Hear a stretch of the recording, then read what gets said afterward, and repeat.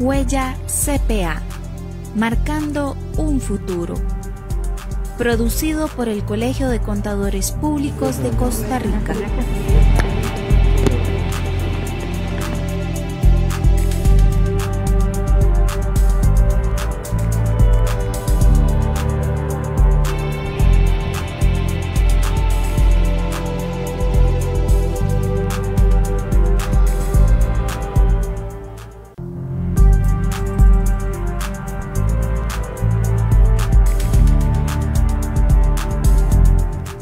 Huella CPA, marcando un futuro.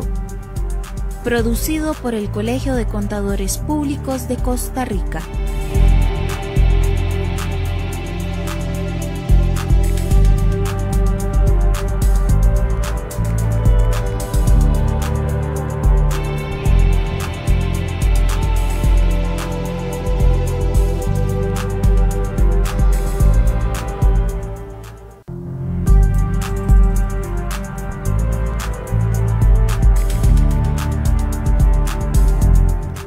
Huella CPA, marcando un futuro. Producido por el Colegio de Contadores Públicos de Costa Rica.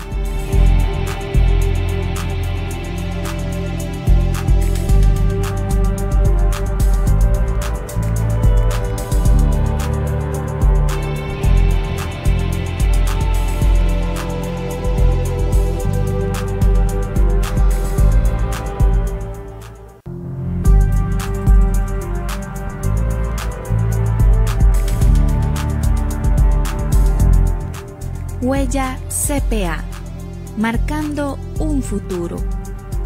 Producido por el Colegio de Contadores Públicos de Costa Rica.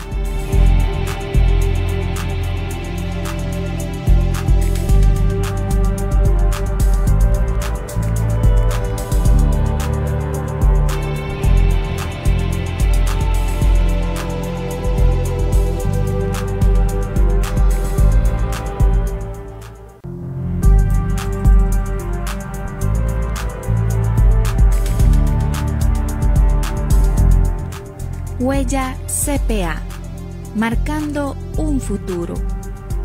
Producido por el Colegio de Contadores Públicos de Costa Rica.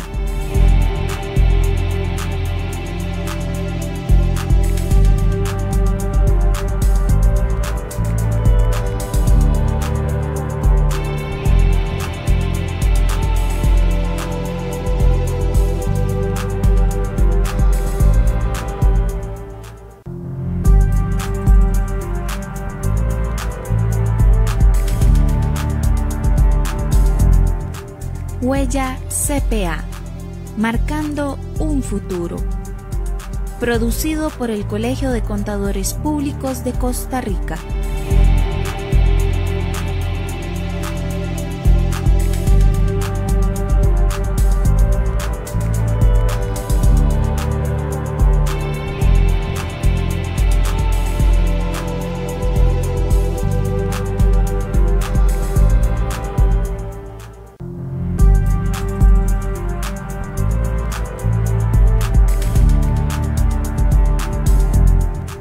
Huella CPA, marcando un futuro.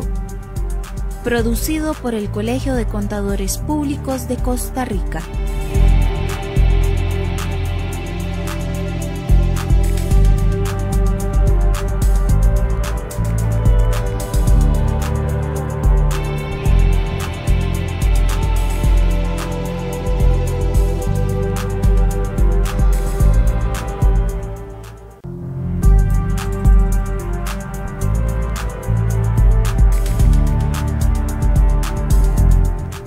Huella CPA, marcando un futuro.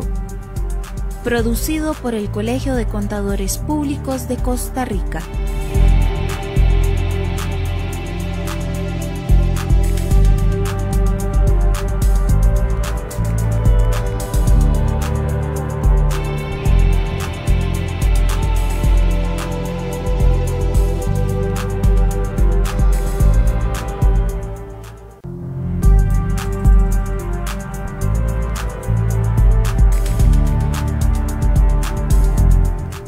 Huella CPA, marcando un futuro. Producido por el Colegio de Contadores Públicos de Costa Rica.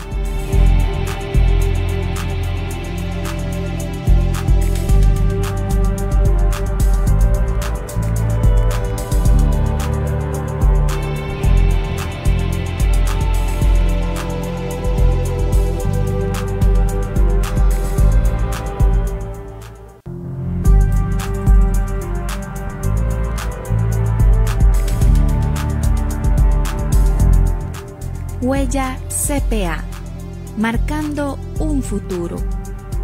Producido por el Colegio de Contadores Públicos de Costa Rica.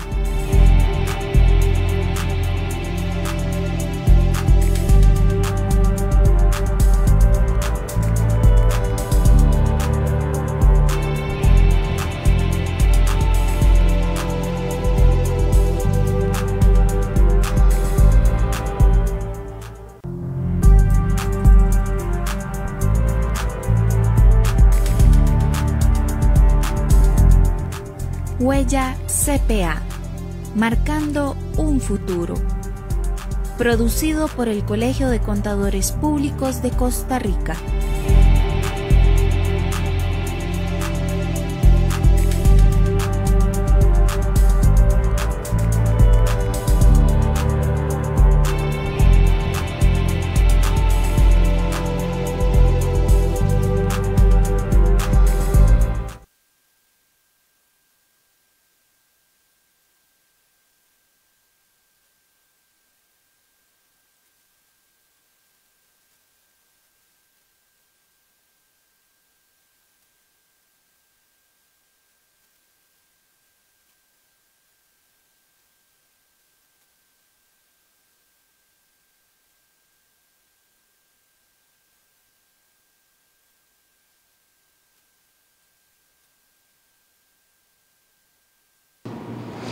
Hola, muy buenas tardes a todos. Les saluda Guillermo Smith Ramírez, presidente del Colegio de Contadores Públicos de Costa Rica, desde la sede del Colegio de Contadores Públicos acá en Moravia.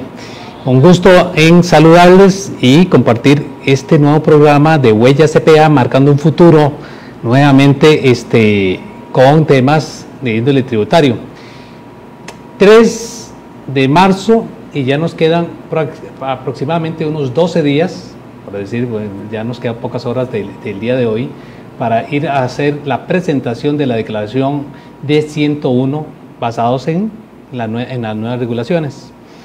Bien, el Colegio de Contadores Públicos el pasado primero de marzo presentó ante la Administración Tributaria una nota dando seguimiento a los temas que eran de seguimiento, como el tema del D151.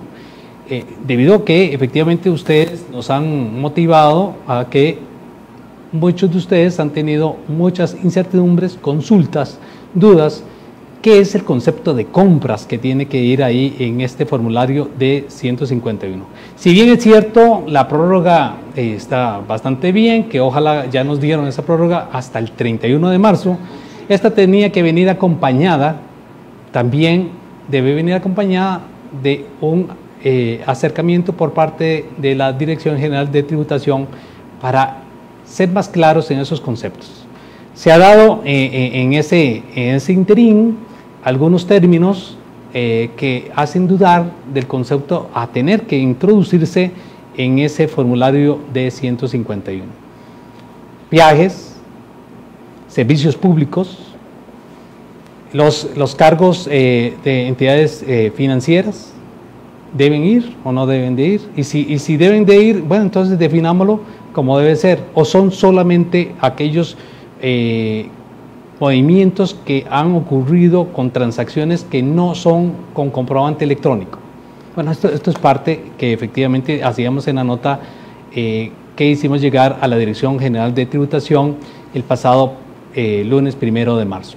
Igualmente, el tema de por la cercanía y dándole seguimiento, por lo menos al corte del lunes, no teníamos noticia de que se había publicado la ampliación del criterio interpretativo, y efectivamente, finalmente ya la Administración Tributaria publicó el día de ayer en sus medios la ampliación. Sin embargo, parte de lo que nosotros hemos dicho es a veces con un lenguaje confuso y tiende a que efectivamente el contribuyente o el obligado tributario se vea entonces decir, bueno, ¿va o no va? Y aún así, con la ampliación generó incertidumbre. Y inmediatamente también el Colegio de Contadores Públicos se comunicó con las autoridades de Hacienda y entendíamos que iba a hacerse una fe de ratas. Y así sucedió antitos de la 1 de la tarde, en donde se da el fe de ratas, haciendo entrever que efectivamente, digo entrever porque aún así no quedó tan claro para decir, bueno, es a partir de este 1 de enero del 2021. A partir de aquí vamos a contar ese criterio interpretativo. Sin embargo, bueno, se aclararon un poco los nublados con respecto al periodo 2020. Seguiremos hablando de este tema y me acompañan en el set para los temas tributarios.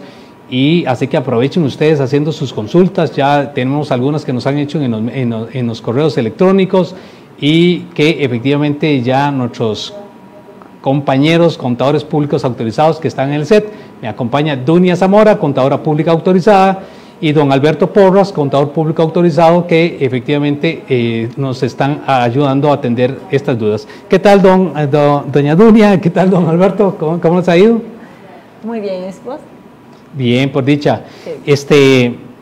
Estamos muy cercanos efectivamente a entregar la primera declaración del impuesto sobre renta y así que hay todavía inquietudes, dudas, ¿cómo llenarla? Claro, y es que estamos cercanos a la fecha, pero es una primera vez de los créditos para pymes en renta, por la parte de exoneraciones, primera vez del límite de gastos financieros, primera vez que estamos presentando un periodo que es diferente a 12 meses y la misma administración tributaria está aprendiendo y aclarando y poniéndose de acuerdo dentro de sus funcionarios, dentro de sus criterios institucionales y nosotros alrededor de ellos. Y aquí hay un tema importante que a mí me viene inquietando hace muchos meses, que es el tema de la publicidad de la información. El tema de la publicidad es un tema importante para tener seguridad jurídica, como ha insistido el colegio. Entonces ahora resulta que en casi todas las resoluciones dice, y esto podrá ser modificado vía web, en la página web de tributación. Entonces ahora en la mañana hay que levantarse, ver la página web de tributación, ver el Facebook, en la tarde también, porque ya no solamente tenés que monitorear la Gaceta, sino que tenés que monitorear el Facebook y la página. Yo creo que ahí, don Guillermo, tenemos mucho trabajo que hacer y muchas cosas que coordinar, porque creo que nosotros como contadores tenemos que ser todavía más proactivos cuando salen los borradores de las resoluciones, cuando existe ese espacio, porque en el criterio no lo existió, para poder ser más, digamos, más efectivos en nuestro servicio, en nuestro acompañamiento y poder entender y comprender mejor lo que la administración quiere decir.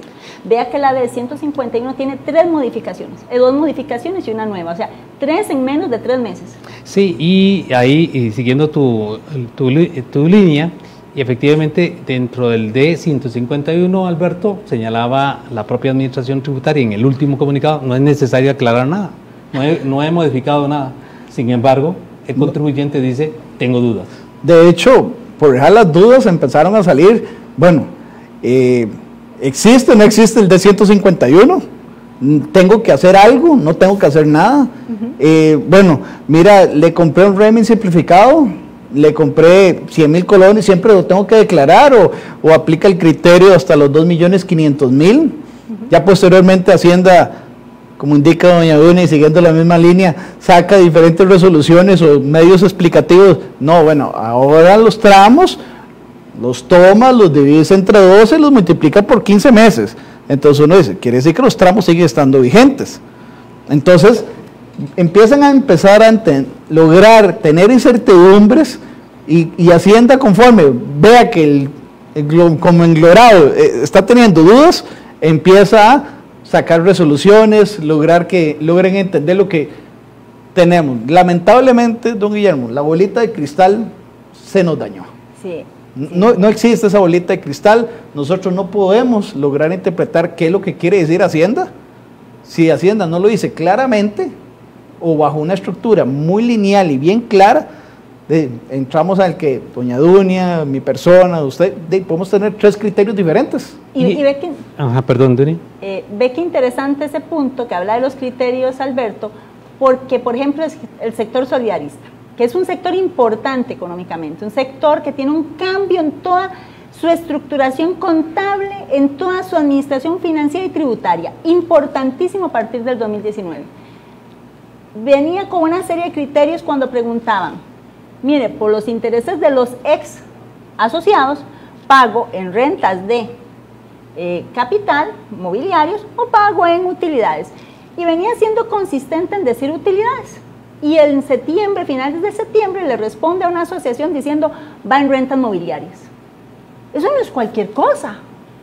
Pero alguien diría, solo le respondió a Juan, que fue el que preguntó. El tema es que eso es jurisprudencia, eso es referencia para tomar decisiones. Y yo, asociación, que estaba muy tranquila con los otros criterios que había leído y venía a cerrar en utilidades, me veo frente a una incertidumbre, donde hay una carga de consulta 119 importantísima en la administración tributaria, y los tiempos de respuesta no son necesariamente los más idóneos para uno. Entonces uno como asesor le preguntan, ¿y qué hago? Bueno, el servicio de la bolita de cristal, como bien dijo Alberto, se nos rompió, y entonces tenemos que empezar a tomar decisiones en función del riesgo tributario y en función de qué podemos prever y qué no. Hacia atrás para subsanar lo que se pueda, y hacia adelante para ver, en definitiva, con certeza, cómo vamos a tributar. Sí, porque tenemos criterios diferentes. No, de hecho es importante, y hemos llegado hasta recomendar a ciertos clientes que realice la consulta de 119. Claro. ¿Por qué? Porque la consulta de 119 viene a respaldarme mi condición que estoy haciendo actualmente, y si la estoy haciendo mal, puedo corregir sin ninguna sanción. Cosa contraria, si me dicen, mira, es que usted no tiene ninguna consulta de 109, ya había una jurisprudencia, porque usted no la usó, ya es otro criterio. Pero vean qué importante lo que estás diciendo, pero yo estoy totalmente de acuerdo con vos en que lo mejor es la consulta 119, pero los contribuyentes no se sienten seguros de ir a consultar, el obligado tributario no siente confianza de ir a consultar, y los tiempos de respuesta pues no son los idóneos tampoco, y se ven en esa situación cuando en octubre, noviembre, a un mes del cierre, con la declaración de excedentes en el caso del sector solidarista en los primeros meses, y el 119 decir que solamente tiene efectos para quien consulta, como dice la normativa, yo lo entiendo el por qué dice eso, pero no podemos dejar de ver que eso es jurisprudencia, que eso es parte de la información que tiene el contribuyente, por eso se publica en el digesto, para orientarse, porque si no fuera así, imagínense en el volumen de consultas que tendría la administración tributaria. Sí, y en esto es importante lo que estamos efectivamente enfocando y haciendo el llamado, y ojalá que la Dirección General de Tributación, como decía, el colegio, al estar enviando notas, no lo vea como que, bueno, esta gente cada rato nos está mandando notas. No se trata de mandar notas por mandar, sino que efectivamente necesitamos que el contribuyente, ese obligado tributario, como decía Dunia y Alberto, se sientan cómodos para preparar su declaración del impuesto sobre renta o las declaraciones informativas. Pero lo que tiene aterrado es que dice, bueno, no entiendo, y si lo voy a preparar y lo envío, sé que también me van a sancionar, o sea, cuesta, es dinero, ¿verdad? Entonces, decía Dunia también en el asunto de que no se sienten cómodos haciendo la consulta a través del 119, sí, por 2 razones. Uno, efectivamente la eficacia, el tiempo y la oportunidad que van a recibir esa respuesta, y 2, que al fin y al cabo no saben exactamente qué es lo que se va a atender, y al revés dice, es que más que probable seguramente que me vayan a visitar, no solamente con la consulta, sino que me vayan a visitar, a ver cómo estoy haciendo y siguiendo el concepto de Dunia del tema de los tiempos, sí, por general uno prepara la consulta de 119, la envía en forma digital, y empezar a contar los famosos 45 días, que al final, que no son 45 días, se convierte casi 50, 60 días, y ya uno, bueno, aplico o no aplico el silencio positivo, porque lo dice el Código de Normas y Procedimientos Tributarios, Y después llega la resolución y, bueno, ahora hago el silencio positivo o tengo que hacerle caso a la consulta de 109 que tal vez me está diciendo, señores, lo está haciendo mal, hay que hacerlo así. Entonces, eso es un tema importante aquí cuando uno realiza una consulta. Y la otra, tampoco es que yo tomo, me siento, señor tributación, mi consulta es esto, muchas gracias. No, la consulta 119 tiene que llevar una estructura formal, porque si no, la administración tributaria te dice, no te la respondo y te la respondo en una consulta de 102. Ese tema interesantísimo que está diciendo Alberto, y casualmente hace un tiempo me sucedió, prepara uno, el 119, procedo. No, primero la enviamos por chat porque creímos que era una consulta simple y pura de me la hora, ¿verdad? Dice, prepara el 119, ya yo lo había previsto, ¿verdad? Hacemos el 119, llega el 119, se toma el tiempo para responderme y me dice que es un 102. Yo digo, no es un 102, pero bueno, y si el dueño de la casa dice que es un 102, vamos a hacer un 102. Hacemos el 102, me responden y al final me dicen que me están respondiendo casi que por cortesía, pero que eso era un 119. Conste que al principio yo lo había puesto, primero se tramitó como un 119, porque es capaz que luego me la devuelven, pero hago la advertencia que en el oficio número tal se me ha indicado que proceda con un 102. Me responden en el 102 2 meses y medio después y me dicen que debió haber sido un 119, pero pónganse de acuerdo ustedes, sí, porque yo nada más estoy haciendo lo que usted me dijo que hiciera, que lo convirtiera en un 102. Bien, y a esto que estamos hablando, ya entramos un poco al calor, pero a la pregunta general, desde tu punto de vista, Alberto, ¿cómo está actuando hoy casualmente la administración tributaria? Como lo explicó otra vez, siguiendo la misma, me voy a robar unas frases de doña Dunia. Hoy todo es un experimento. Todo hoy, primero, tenemos una ley que hoy está dando sus frutos con la primera declaración de renta, formalmente. Hemos tenido 15 meses y sumémosle 2 meses también del 2019, todo el tema de rentas de capital mobiliario e inmobiliario, que también todo eso completamente nuevo para este periodo, que de hecho todo el mundo tiene incertidumbre. Tengo que hacer una declaración de renta a pesar de que estoy tributando el 1275 renta neta de rentas de capital inmobiliario o el 15 de renta de capital. Entonces todo eso empieza a tener incertidumbre porque se ha dado y también personas han manifestado y han asesorado, no, hay que hacer la declaración de renta. Pero cuando ya uno se empieza a leer los artículos y ya ve ciertas resoluciones de parte de la administración, el digesto, empieza a ver qué consultó tal contribuyente y ver qué fue lo que le respondió Hacienda, y es esto donde viene esta famosa evolución de criterio de parte de la administración, y es aquí donde empieza a tener estas particularidades de que, sí, dije esto, pero hoy lo retracto y estoy diciendo esto nuevo, porque por ejemplo, para mí, y nosotros como despacho, y lo dejo bien claro, nosotros como despacho, el tema del efecto cambiario, por más criterio institucional, no va acorde al artículo 5 de la ley. Para mí el artículo 5 de la ley dice una cosa y el criterio institucional dice otra. Sí, y esto estaríamos hablando que será tema para este periodo 2021. Correcto. Por ahora vamos a dejar descansando un ratito. ¿Que aplica el 5? Que podemos decir que sigue aplicando el 5. Descansando un ratito ese criterio interpretativo para poder, porque casualmente como parte del primer bloque que teníamos era el tema de fatiga, ¿verdad? Fatiga emocional. Era uno de los primeros temas que teníamos ahora por desarrollar, pero hubo un problema técnico que no podemos conectarnos con la especialista. Pero probablemente más de uno tenemos esa fatiga emocional de estar dando seguimientos a estos temas. Y probablemente a tener que, por ahora, decir, dejemos el tema del diferencial cambiar un ratito ahí guardado. Y no solo una fatiga emocional, es una fatiga general, porque es llegar a decir, hoy sacó algo nuevo Hacienda, tengo que sacar mi rato para leerlo, tal vez lo vaya a tener que leer unas 3 veces para lograr entender qué es lo que quiere decir la administración tributaria, y eso quiere decir que o es su tiempo en familia, o es su tiempo laboral, que usted dice, bueno, si me siento a leer, no tengo que atender teléfono, no puedo hacer nada de contabilidad, Entonces, también tenemos ahí condiciones importantes a valorar. Sí, Dunia, y desde tu punto de vista, eso que venimos hablando, ¿cómo está actuando la administración tributaria hoy?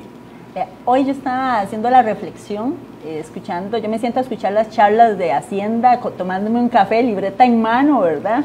Con todo el espíritu y la disposición. A las 9 de la mañana. Sí, generalmente a las 9 de la mañana o a las 12 de la noche, una de las dos. Pues resulta que estaba yo reflexionando hoy de cosas importantes. Una, lo que estaban mencionando ustedes dos, que es el tema de las cargas de trabajo. Estamos a un ritmo en que no hemos bajado. No hemos bajado el ritmo del proceso de cambio, del proceso de aprendizaje de los dos lados. La misma administración tributaria tiene también un tema de... Yo creo que el AFE de Rata es una muestra de eso. La velocidad con que se pide tratar de resolver, porque tenemos que planificar. Es que tributación hay un tema importante que no puedo dejar de ver. El tiempo corre a favor de ellos, entonces cuando ellos vengan a revisar ya va a haber una serie de aclaraciones. Yo hoy no tengo eso, yo hoy tengo que tomar la decisión, tengo que asesorar a mi cliente con la información que está disponible, mi cliente tiene que resolver con eso. Eso que está disponible es la base de su resolución. Por eso temas tan importantes como el tratamiento en las entidades que hacen actividades mixtas y no sujetas, merece un criterio institucional, merece un criterio cómo se va a proceder. Y viene y amplía, por ejemplo, para la parte de las sociedades inactivas el plazo de presentación a su favor, porque no quieren sobrecargar el sistema. Pero es que el sistema ya lo sobrecargamos. Hoy, en una de esas charlas, escuchaba hoy que decía una de las funcionarias, porque han tenido tiempo suficiente, no se cree que sea necesario, pese a los errores en los sistemas, de ampliar el plazo para la declaración de renta. ¿Realmente hemos tenido el tiempo suficiente? Cuando usted me dice un 7 de enero y me pone a trabajar en el diferencial, es como si me metieran una zancadilla, porque yo empiezo a gastar un tiempo que tenía para el cierre, para la parte final del cierre, porque uno lo planifica meses antes, me empieza usted a meter una zancadilla, yo le dedico un mes a eso y ahora me viene a decir que no. Y tengo que reversar, o sea, yo tenía clientes en primera base, espérese a que saque el criterio la administración tributaria, mientras resuelve eso. Tengo otros esperando a que resuelvan el tema del problema del formulario. Entonces, he tenido realmente, yo como contribuyente, 2 meses, 15 días para prepararme para la declaración de renta. Podemos decir realmente, cuando el viernes prometieron que ya para el viernes quedan todos los problemas resueltos en el formulario. Tuve 2 meses, 15 días el formulario disponible para declarar. Aunque me trasladen el tema de las sociedades inactivas, es de esperarse una sobrecarga en el sistema, porque yo estuve en enero trabajando la liquidación anual de IVA. Estuve presentando las declaraciones ordinarias de capital, estuvimos, y hablo como contadora, estuvimos haciendo las declaraciones de renta, estuve preparando la D151, corriendo con eso, que a último minuto lo amplió y creo que hizo muy bien en hacerlo, pero ya yo había gastado tiempo en eso. Realmente yo como contribuyente tuve 2 meses, 15 días, cuando los sistemas contables en este país estaban diseñados para una declaración anual y los que estaban en ventas mensuales, pero eran los menos. Es que hoy no, la carga de declaración está duplicada. Y decía una funcionaria un día, le eliminamos la D151. No es del todo cierto. No podemos decir eso, porque hay transacciones que siguen requiriendo una declaración ingresar en la declaración informativa. ¿Y cómo podemos decir que es una declaración de información previsiblemente pertinente cuando las reglas me las está publicando en diciembre 2020? ¿Cómo yo puedo afirmar eso? Sí, y casualmente de vuelta, y es importante este llamado a la Dirección General de Tributación. Muy bien el plazo, este plazo al 31 de marzo. Sin embargo, ese plazo debe venir con ese acompañamiento para que sea provechoso, tanto para la administración tributaria como para el contribuyente. Muchos de los contribuyentes y obligados tributarios no son especialistas o preparados para poder elaborar técnicamente su declaración. Sin embargo, hacen el esfuerzo por interpretar para poder cumplir. Hay un deber por parte de la Dirección General de Tributación que creemos que es obligatorio, y es ese proceso de asesoramiento. Esa es la fuente oficial. Los que efectivamente están como que diría como asesores, cumplimos una función de asesorar. Pero bien, como decía Alberto Idunia, y muchos de los contadores públicos también han aportado estos criterios, muy posiblemente, al fin y al cabo, es un criterio y juicio que va a estar valorado por un inspector. Bien, dándole un poco a esto de seguimiento para llevar un orden, vamos con la D151. Hoy casualmente se publicó en la Gaceta, y que decía Dunia, hay que estar revisando por todos lados. Ya sabemos que efectivamente estuvo la ampliación, hoy oficialmente ya sale en la Gaceta. Hemos conversado de que efectivamente bienvenida eso al 31 de marzo, esa ampliación. ¿Qué aspectos debemos de repasar para que los que no han presentado su D151 deban de tener en cuenta, Alberto? Bueno, uno de los aspectos que tenemos que considerar es, no tenemos que declarar todo, ¿ok? Eso es lo primero. Tenemos que ir a buscar realmente lo que no sea factura electrónica. O sea, si yo vine y le compré un régimen simplificado, tengo que declararlo siempre que entre entre los parámetros de selección. Y igual, alguna donación, alguna institución benéfica que le hemos realizado esas son las entidades que vamos a tener que declarar en ese D151. De hecho, muchos de los clientes me han llamado, Alberto, tengo miedo no logro visualizar que todo es factura electrónica, pero tal vez tengo lo de la patente municipal. Declaro que sea la patente municipal, por lo menos para presentar, y no que me aplique la multa del 2% de tus ingresos del periodo anterior, empezando de 3 salarios base a máximo de 10 salarios base. Entonces, hay gente que está tomando el riesgo aunque sea declara algo. Y ya después, si tiene que hacer una modificación, la multa tal vez son 4,000 colones. Entonces, Perdona ahí, te voy a tomar de vuelta de nuevo lo que pasa en la práctica. Debido a la falta de confianza, de decir, bueno, me va a ocurrir, entonces tomo un riesgo. A lo mejor no tengo que hacerlo, pero decirme, voy a tener que hacerlo porque no me siento cómodo. Sí. Y me va a llegar un facturón. Y luego, ¿cómo quito ese facturón? Porque es más caro. No, y si estamos hablando que es un contador o un asesor y llega este tipo de multa, casi te voy a decir que el cliente te dice que hasta aquí llegamos, ¿no? Si es que le va solamente hasta aquí llegamos. Exacto. Entonces, esto es un tema que al día de hoy hay que dejarlo bien claro. No, factura electrónica, no declaro nada. Buscaré lo que no sea factura electrónica. Donia. Muy importante lo que decían ustedes, el tema del riesgo y el tema de los factores de decisión. Yo suelo explicarlo como niña pochita, ¿verdad? Pero aquí no puedo dejar de hacer un comentario con este tema de la administración de riesgo y que nada más rompemos la relación. Y vos decías, habría que ver si es solamente eso. El año pasado por lo menos atendí a 4 colegas que el cliente quería demandarlo, cobrarle las multas de cosas incluso que no le correspondía. Este país se está judicializando más.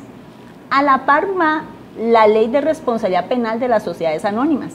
El Código de Comercio dice que el responsable de los estados financieros es la junta directiva a través del representante legal y el contador. Y así dice la ley. En los estados financieros hay aseveraciones. El Código Penal dice que la omisión, defraudación, deformación, ocultamiento es materia penal y se sanciona con cárcel. Está el fraude tributario para las cosas más grandes, ¿verdad? Que ya superan los 500 salarios base. Entonces yo creo y vengo insistiendo desde las aulas de la universidad que tenemos que enseñarles a nuestros alumnos, a nuestros profesionales las responsabilidades civiles y penales de lo que hacemos y tributarias, porque nuestros clientes las están aprendiendo y usted tiene que tenerlas claras. Nosotros el servicio de telepatía y adivinanza no lo damos, y menos cuando es outsourcing. Pero eso tiene que quedar claro desde la educación con el cliente y el contribuyente. Y perdón por el paréntesis, pero no puedo dejarlo de pasar. Y hago ese paréntesis y vale en este instante, principalmente en estos servicios de consultoría, que tiene que quedar bien estipulado en estas propuestas de servicios para evitarnos.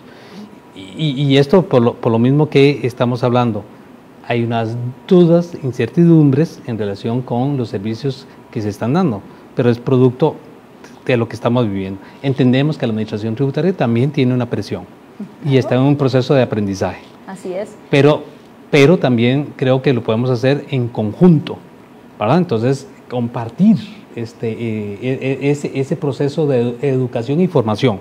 Así es. Educar y formar.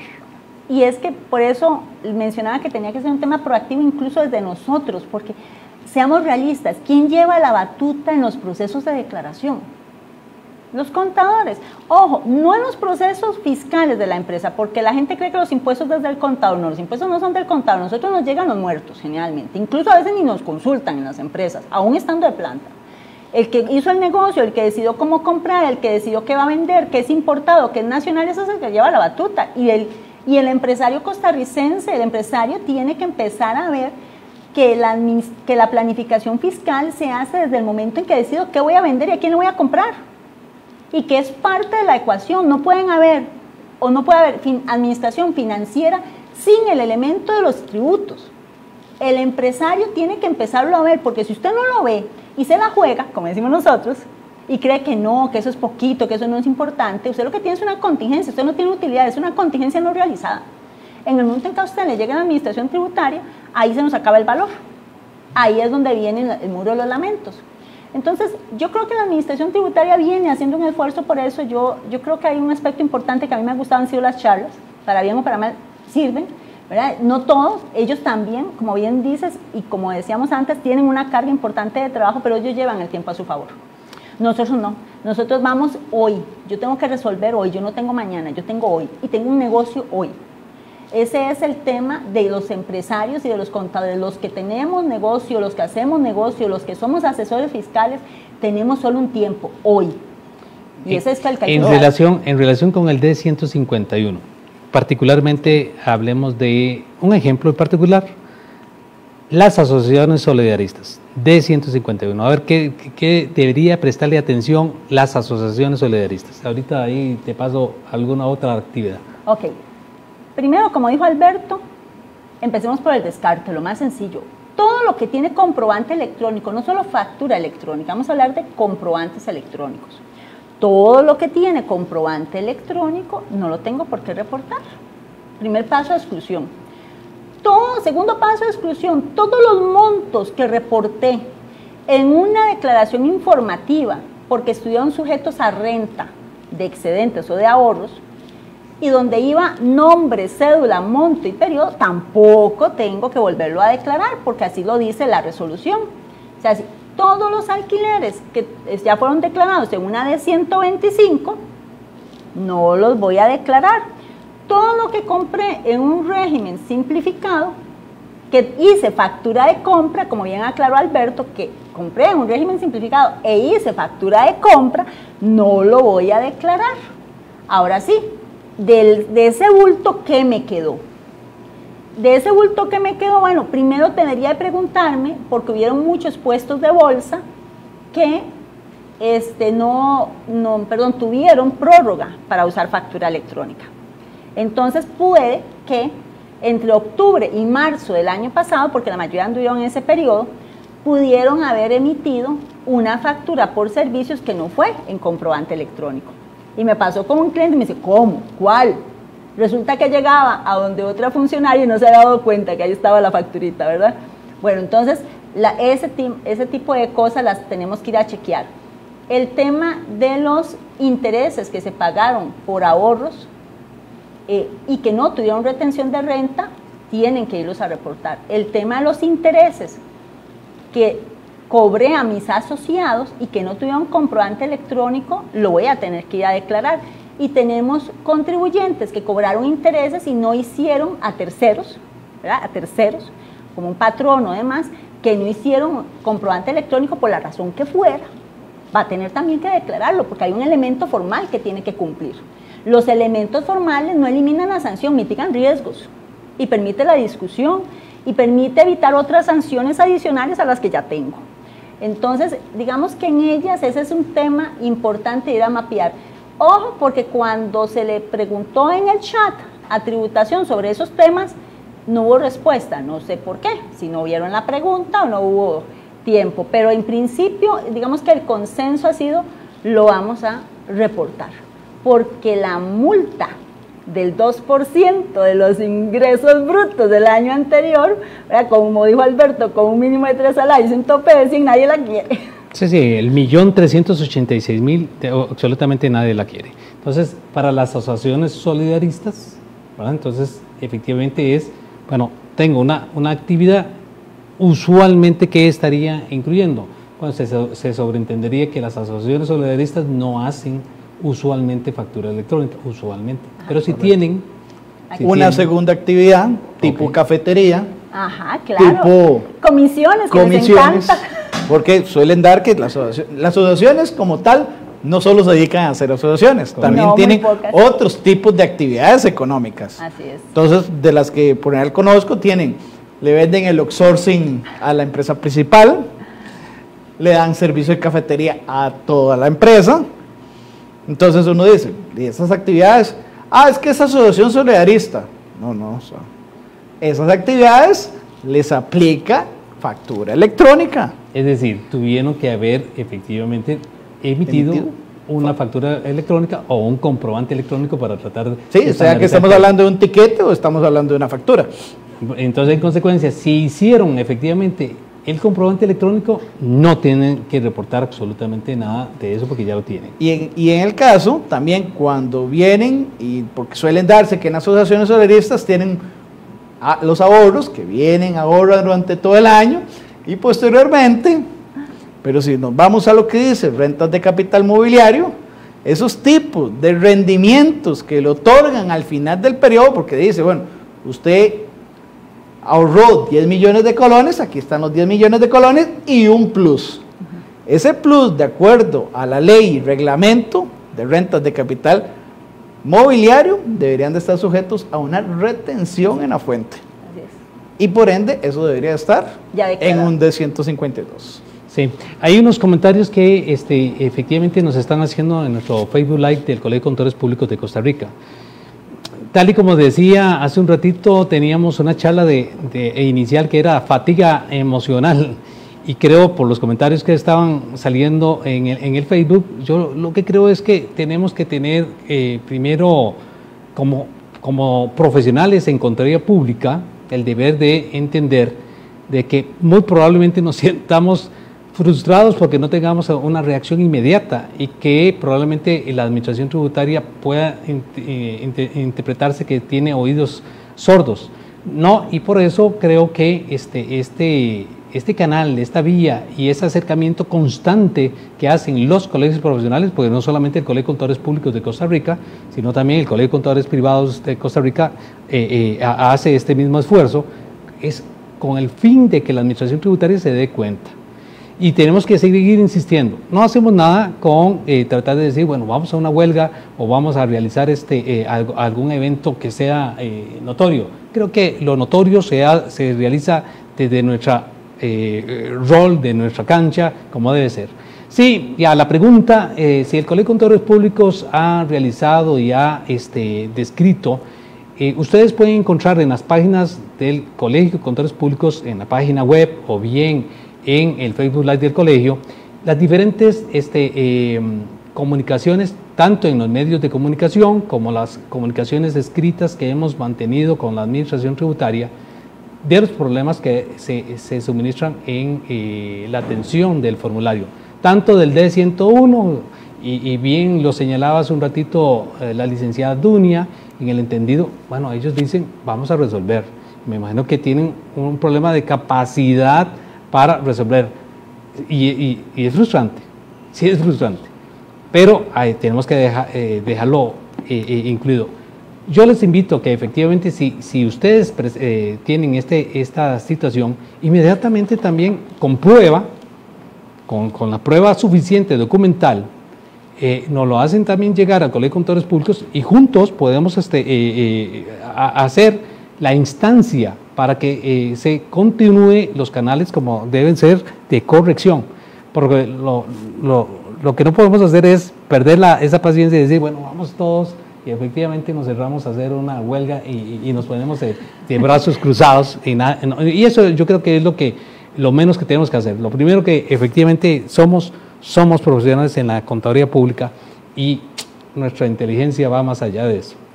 Y yo creo que este es un momento, yo esperaría que por lo menos en este momento las personas viéramos, especialmente los colegiados, que en los últimos 2 años nuestros colegios, si bien también lo han hecho antes, de manera especial han tratado de apoyar nuestra labor desde 2 puntos de vista. Una, la información y formación, donde yo agradezco los boletines, donde llega la información, el link, y eso es agilidad, eso es información oportuna. Y también desde el punto de vista de las acciones con la Administración Tributaria y la Asamblea Legislativa, porque hemos pasado por proyectos de ley donde hemos tenido que ir a establecer cuál es nuestro margen de responsabilidad. Hace poco había una discusión, hace cerca de 4 años, por ejemplo, donde nos querían hacer solidarios por los impuestos dejados de pagar por el contribuyente hasta un 20%. A ver, y especialmente los que éramos asesores externos y abogados y contadores externos, más que los de plantas. Veamos cómo es el equilibrio de la cosa. El tema de, por ejemplo, las responsabilidades legales de nosotros, el tema de la ampliación de plazos, eso es producto de las acciones de los colegios. Y yo creo que eso es una acción que definitivamente le corresponde al colegio liderar. Y hablando se entiende la gente. Yo entiendo también por qué la Administración Tributaria no le va a interesar en estos momentos de escasez de dinero ampliar el plazo de la presentación de la declaración de renta. Pero también tenemos que entender que es una primera vez y que muchísimos criterios, muchísimas resoluciones salieron en los últimos 8 o 6 meses sobre orientaciones claves a la hora de tomar decisiones. Unas en diciembre, donde vean el tema del criterio institucional. Si los colegios y las cámaras no se hubieran movido, estaríamos en este momento yendo a contar asientos a ver cuál era realizado y cuál no era realizado. O encendiendo la velita de la prescripción a la mano de Dios que no me vengan a revisar esto. Así estaríamos, esa es la realidad. Entonces yo creo que nosotros como colegas, como profesionales, decía vos muy bien, tenemos una responsabilidad con nuestros clientes. En este momento nosotros no podemos perder la calma. Un día eso me decía una colega, Dunia, ya no sé qué hacer, o hago la D151 o hago la D101, es que todo es allá y tengo las inactivas. Y le digo, el tiempo es la línea de decisión. ¿Qué está al frente en este momento? Ya nos quitaron la D151, concentrémonos en lo que tenemos al frente, la D101. Y la declaración de IVA, si no la pudiste presentar a conciencia, presentarla en cero y rectificar de qué va a quedar y cobrarse, y a eso sí, le advertís al cliente, porque ahí sí había que pagar impuesto. Sí, claro, porque usted no puede tomar, ese es un error, tomar decisiones por el cliente. Usted no puede tomar una decisión sin el cliente.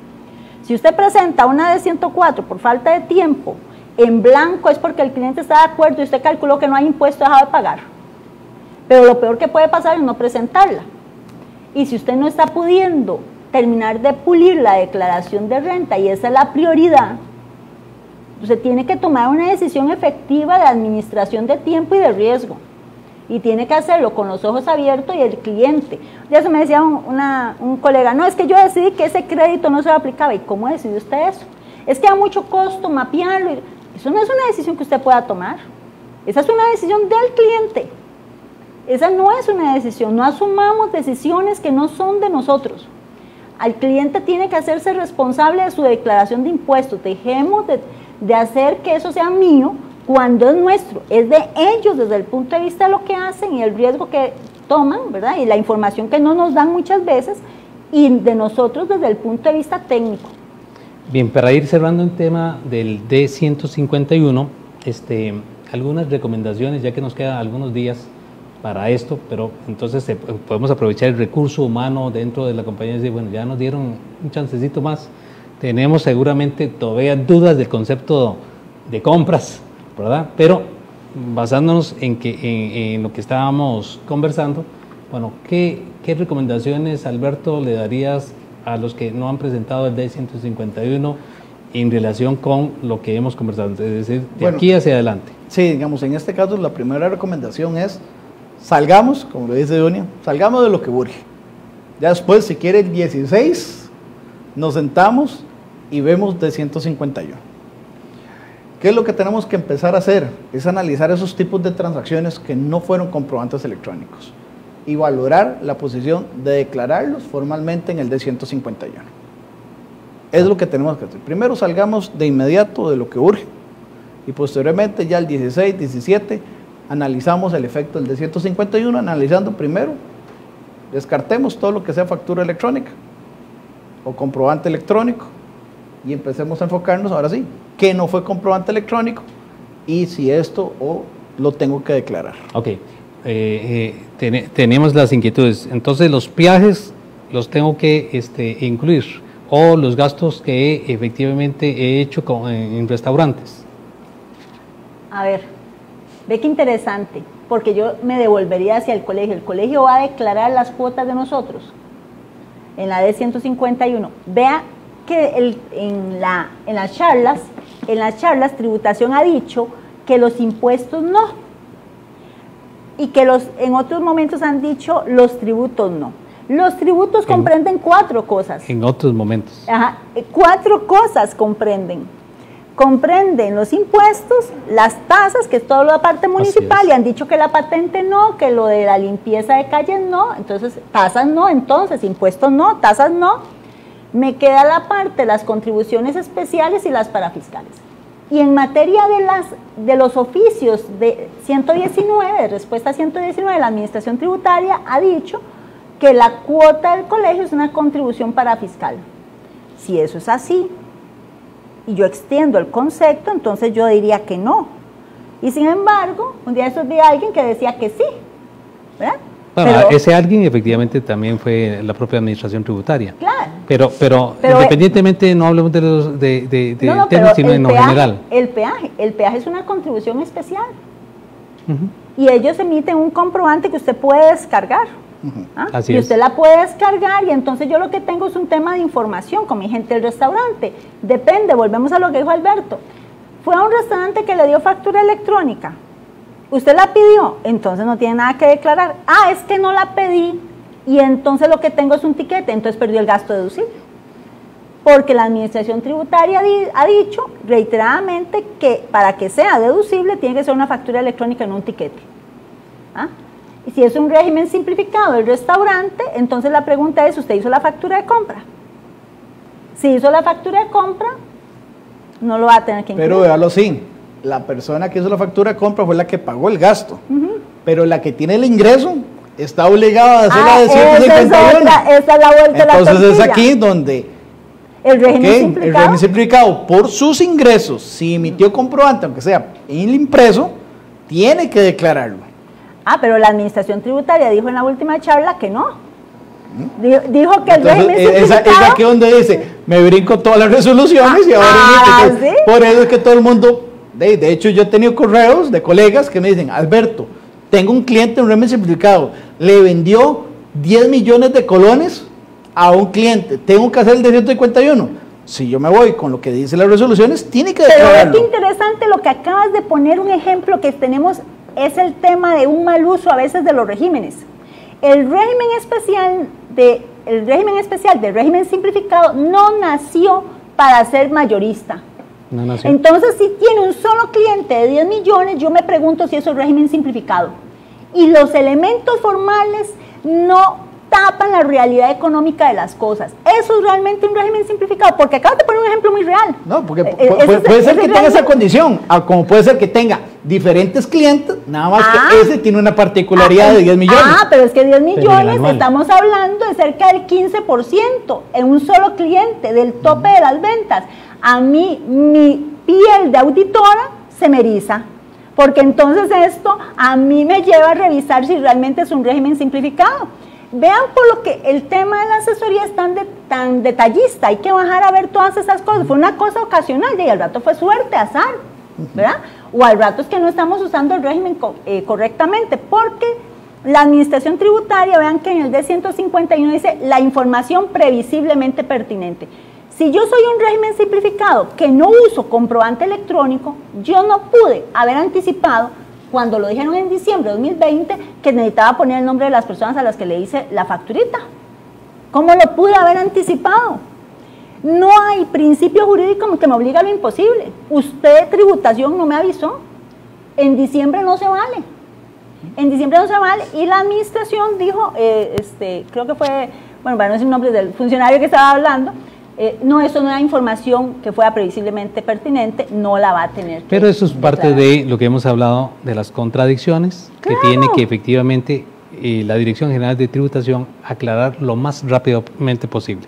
Así ¿Verdad? es. De tal manera que, creo yo, para no enfrascarnos otra vez, devolvernos al tema eje de la Dirección General de Tributación, lo más importante es, sí, hagamos, si la empresa tiene recursos para asignar y depurar ese proceso, independientemente que estemos frente a la D101, que es ya próximo menos de 12 días, decía al inicio, bueno, dividan sus equipos de trabajo y si no, efectivamente entonces, después del día 16. Lo más importante es chequear, revisar ese término de comprobante, estar atento a lo que está efectivamente informando la Dirección General de Tributación. Perdón, Guillermo, disculpa. En los regímenes especiales, porque ahora que dice que te sacó muy bien, excelente ejemplo, Alberto, el tema del régimen simplificado.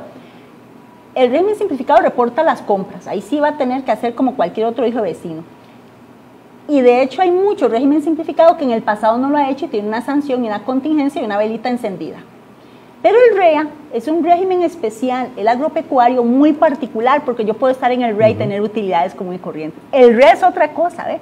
El REA sí, ahí sí es obligatorio que debería de tener los ingresos y las compras, porque se supone que hacen una facturita de compra, o sea, eso ya no contaría porque ya tuvo una factura de compra, pero el REA sí es un régimen que no tiene la misma condición ni el mismo tratamiento ante la D151 que tiene el simplificado. Y eso es muy importante, de esos regímenes especiales que tenemos de ventas en fábrica y demás. No, y no solo eso, y puedo traer un caso que más de uno, tal vez aquí, las empresas de reciclaje, cuando hacen las compras. Belleza, belleza. Cuando hacen sus compras. Hoy viene una persona, no es contribuyente de impuestos, trae un Perling, láminas de zinc, y le pagan 5,000 colones por la compra. ¿Qué comprobante tengo yo ahí? Internamente, la empresa va a tener que hacer un comprobante para demostrar que le estoy comprando a una X persona. Y vea lo que se ha manifestado la administración tributaria. A muchas empresas de reciclaje, llegaban personas, era 5,000 colones, aquí está el comprobante, fírmelo y listo. Pero el comprobante no decía el nombre, no decía el número de identificación. Y estuvimos en un caso donde Hacienda rechazó el 70% de las compras porque no indicaba a quién le compré. Así es. ¿Y qué pasa? Que, por ejemplo, el tema del reciclaje mucho lo recogen en la calle. Es que no es en una oficina, es que usted no llega a dejarlo en una oficina. En el reciclaje es que la pasan por los barrios recogiendo. ¿A quién le van a poner eso? Los que son de gratis, perfecto. Pero los que tuvieron plata o el que llega, los muchachos que viven lamentablemente a la intemperie, ¿verdad? La persona que no tiene un lugar fijo de habitación y que llega a esas empresas de reciclaje a vender lo que encontró y que no quede el nombre y el apellido, sin hablar de otras actividades, ¿verdad? Entonces ahí, ¿deben o no deben declarar las compras?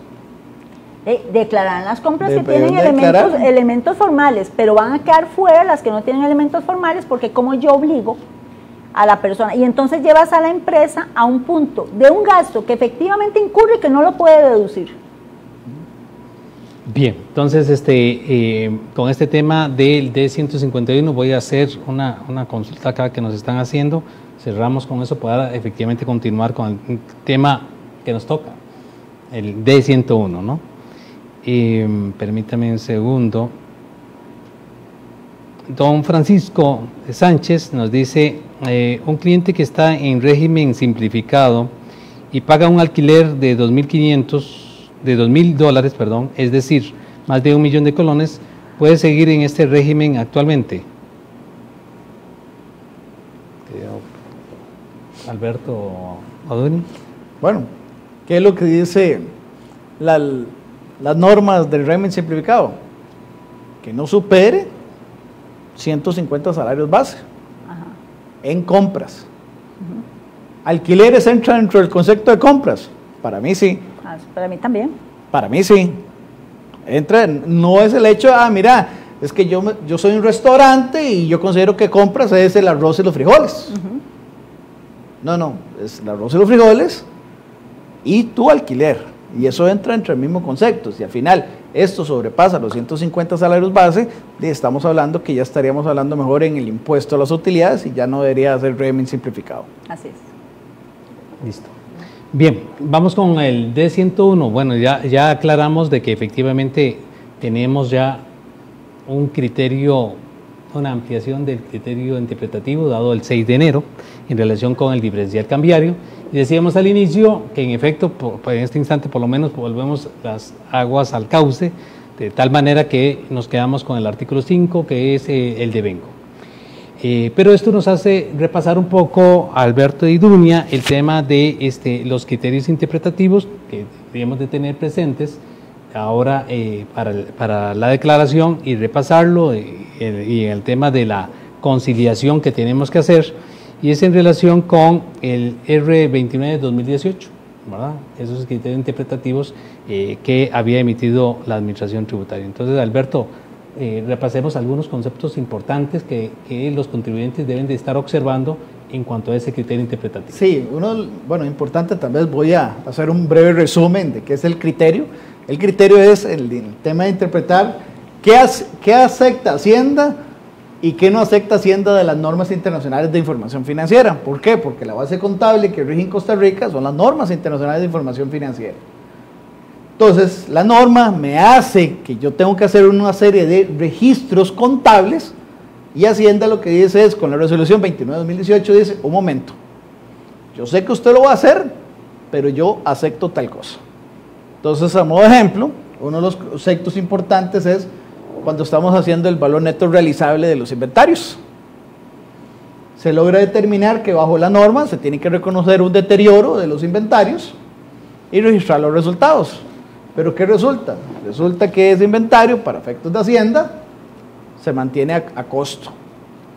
¿Y cuándo vamos a reconocer esa pérdida? El día que yo la venda, y lo venda por debajo del precio. Entonces, ¿qué sucede? Hoy que estoy haciendo el análisis de la norma, Hacienda no me lo acepta, me lo aceptará el día en que yo venda por debajo de ese precio. Entonces, son condiciones importantes que establece también. La norma es muy directa. Si este inventario no pertenece, hay que darlo de baja, pero ¿qué dice Hacienda? Muy importante. Vamos. Si el inventario no existe, sea porque hay que destruirlo, o sea porque se lo robaron, hay que hacer el debido proceso formal. Una certificación de contador público, donde certifique el costo de la empresa, y posteriormente, que cosa que no lo dice en ningún lado, preparar un informe técnico del por qué hay que darle de baja ese inventario, o sea, por fecha de vencimiento, si estoy hablando de productos perecederos, o porque realmente quedó tecnológicamente obsoleto y lo que vamos a hacer es destruirlo porque ocupamos liberar espacio en las bodegas. Entonces, todo ese proceso. ¿Pero qué pasa en la norma? La norma no ocupa el CPA, la norma no ocupa el informe técnico, la norma lo que ocupa es el hecho real de que existe un inventario que no está funcionando. Entonces se le da de baja. Otra de las condiciones, la NIC 16, propiedad, planta y equipo, junto con la NIC 32, donde establece el famoso deterioro de valor de los activos. Hoy tengo unas maquinarias que trabajan 24 horas los 365 días al año. ¿De qué sucede? Sucede que se deteriora muy rápido. Entonces, bajo un criterio de norma, le vamos a tener que dar de baja al inventario, al activo, para reconocer en resultados, y posteriormente va a ser deducible este gasto. No es deducible. ¿Hasta cuándo? Y que la máquina deje de funcionar. Entonces, ¿qué dice Hacienda? Igual, emite una certificación de contador público, donde certifique que cuánto es el costo, el valor en neto de libros, y posteriormente prepare un informe técnico del por qué esta máquina no funciona y le vamos a dar de baja. Entonces, estas son normas normales, comunes, que hemos tratado en estos momentos, porque al día de hoy la normativa nos obliga a hacer otro. No sigo hablando hasta de la famosa NIC 16 de arrendamientos, y en el cual ahora todo tenemos que registrarlo por activo por derecho en uso, y nos pide depreciarlo, me pide registrar una deuda y amortizarla, Entonces quiere decir que contablemente voy a tener intereses y voy a tener una depreciación. Pero ¿qué dice tributación? También en el criterio, que al final lo emigra a otro criterio institucional del ISEN, donde dice, en el tema de los operativos, no importa que usted registre la NIF 16, pero yo solo acepto la cuota pagada de alquiler. Entonces son condiciones importantes a considerar de qué tiene la base contable y qué dice Hacienda que acepta y qué no acepta. Pero yo creo que ahí hay un tema importantísimo, y es el hecho de que los contadores, vuelvo al tema de cómo asumimos las responsabilidades.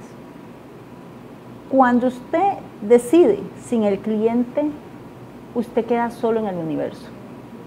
Usted tiene que decidir con el cliente. ¿Aquí qué usamos? NIF o NIF para pymes. Porque a veces veo estados financieros que con mucha fuerza dice son NIF, y cuando uno baja a buscar los ajustes, la implementación, el proceso, no lo encuentras. Y cuando le preguntas al dueño de la empresa, no entiende lo que eso significa.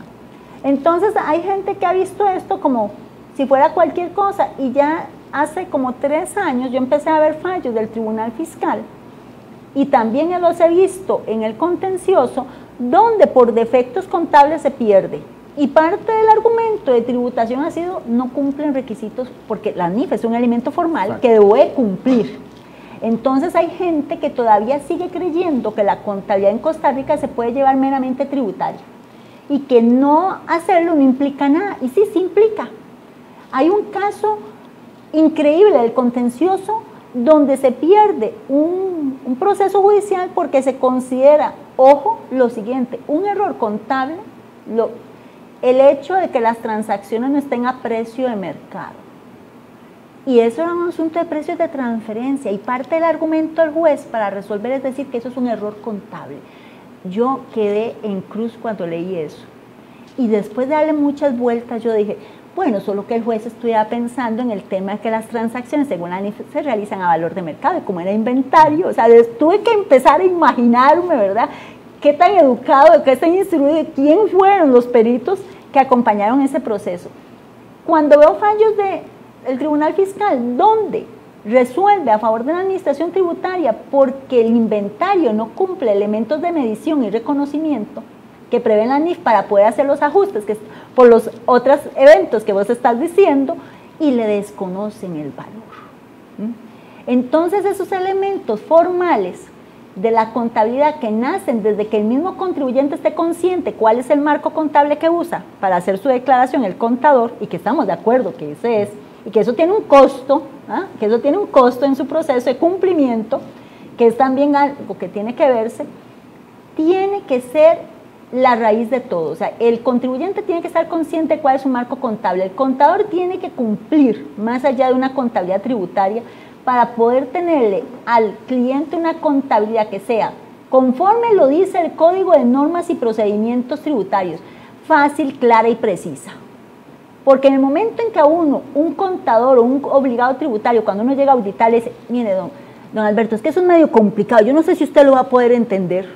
Pues acaba de decir que no cumple un elemento que está en la normativa tributaria, fácil, claro y preciso, para cualquiera que tenga un mínimo de formación en la materia, porque uno no espera que un ingeniero en aeronáutica entienda contabilidad, igual que yo no entiendo la materia de ellos. El tema, por ejemplo, de la NIF lleva a que tengamos estados financieros firmados, que la conciliación fiscal quede documentada, que la conciliación fiscal tiene que quedar como parte de la declaración.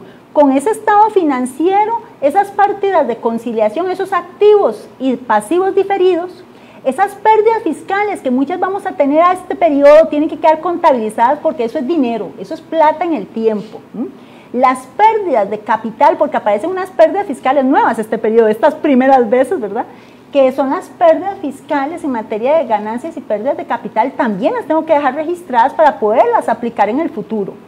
Y con base a esos elementos formales es que yo puedo ejercer mi derecho como contribuyente. Si yo no cumplo los elementos formales, yo no tengo la suficiente prueba para ejercer mis derechos ante la administración tributaria y poder demostrar mi cumplimiento tributario.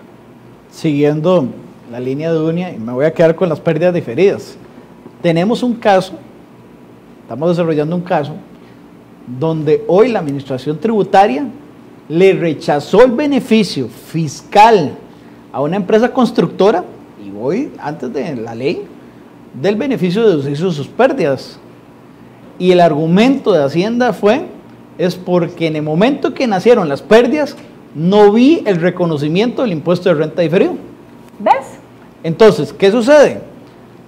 Si nos vamos a la ley no dice eso, pero lo empiezan a decir los criterios. Entonces, claro, ¿qué pasó? Hoy estamos en un proceso, porque lo que decimos es que en el momento que se hizo el análisis, no se prevía tener utilidades. ¿Y qué dice la norma con el tema del impuesto de renta diferido? Es muy conservadora. Dice, ¿usted registra el impuesto de renta diferido activo? Sí, solo sí, prevé que lo vaya a utilizar. Así es, que voy a tener utilidades futuras contra lo cual oponerlo. Y entonces yo, que voy a hacer las veces del abogado del diablo, voy a preguntar, demuéstreme que usted hizo ese análisis en ese momento y no que lo está creando hoy. ¿Y dónde debe haber quedado ese análisis? ¿En las actas de junta directiva o en un informe técnico? ¿Ah? Y con fecha que usted me corrobore que efectivamente lo hizo en el momento, no que se lo está creando hoy. Y volvemos al expediente de la conciliación fiscal que soporta la declaración de renta. Entonces, vea lo importante que va a aparecer para este año. Si este año, si las empresas fiscalmente van a cerrar en pérdidas fiscales, no financieras, fiscales, ¿qué tengo que hacer yo como contador? Preparar el registro del impuesto de renta diferido y reconocer el beneficio fiscal siempre en apego a la NIC 12, en el cual lo que yo tengo que buscar es, ¿lo utilizaré para el 2021, 22 y 23? No, pero ve aquí un tema importantísimo, y es que hay la obligación que siempre han tenido, por ejemplo, entidades que hacen combinación de actividades mercantiles y no mercantiles, como fundaciones, asociaciones sin fines de lucro, solidaristas, entre otras, que es el tema de cuando no aplican la NIC 12, porque no pueden distinguirlo porque su contabilidad no lo precisa, y la ley les manda a decir, y lo ha dicho aún antes, porque eso no es nuevo, eso existe desde hace muchísimos años, y lo ha dicho la Procuraduría, el principio de proporcionalidad. Entonces, ahora sí, cuando no tengo que aplicar la NIC 12 y aplico principio de proporcionalidad por esa condición tan particular de mi sistema contable, ¿qué me significa a mí eso? Son 4 años que me tengo que quedar en ese sistema. Entonces la planificación fiscal se vuelve un elemento determinante para decidir hasta cómo voy a mejorar mi sistema contable, porque realmente me conviene el sistema de proporcionalidad. Algunos sí, puede que a otros no. Estamos en Huella CPA, marcando un futuro. Y bien, estamos revisando qué temas, cómo vamos a preparar la declaración del 101 y repasando ese criterio interpretativo. ¿Qué aspectos debe de llevar para efectos la contabilidad? La base es financiera, normas internacionales de información financiera. Aquellos que nos hacen el comentario, sí, hay una sola base y es normas internacionales de información financiera. Recordemos que el Colegio de Contadores Públicos de Costa Rica en el año 2001 hizo la adopción de las normas internacionales de contabilidad para aquel entonces, hoy en su versión normas internacionales de información financiera. Esta base efectivamente fue adoptada también por el Ministerio de Hacienda, por la Administración Tributaria, y se recoge en aquel momento en el artículo 57 del reglamento a la ley del impuesto sobre renta. Todo contribuyente deberá de llevar su contabilidad con base en las normas internacionales de contabilidad y las que efectivamente el Colegio de Contadores Públicos de Costa Rica apruebe y las que efectivamente en futuro tenga.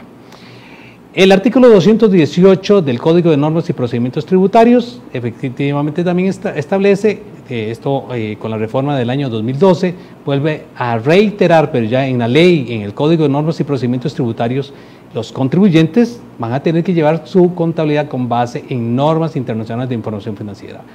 ¿Qué riesgo tenemos? Casualmente lo que estaba indicándonos don Alberto y doña Dunia en relación si el contribuyente o el obligado tributario no tiene una base cierta, firme, va a tener problemas efectivamente de demostrar sus elementos. En consecuencia, es importante tener claro que llevo las normas internacionales de información financiera o llevo las normas internacionales de información financiera para PYME. Bien, Haga sus consultas a través de nuestro Facebook Live. Estamos hablando en este instante, analizando el tema del D101, criterios interpretativos. Ya estamos de retorno.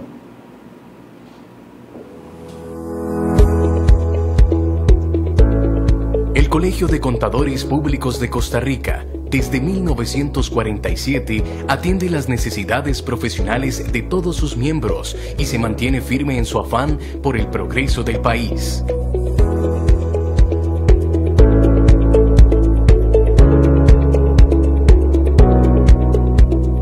Por estos pasillos han transcurrido más de 7 décadas matriculadas con la seriedad, el compromiso y el buen ejercicio de la contaduría pública costarricense.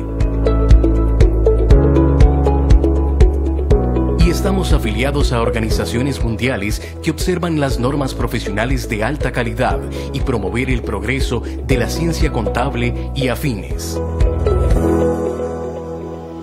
Los más de 7.000 profesionales que lo conforman conservan su afán por el desarrollo de todos los sectores productivos y de servicios a lo largo y ancho del territorio nacional.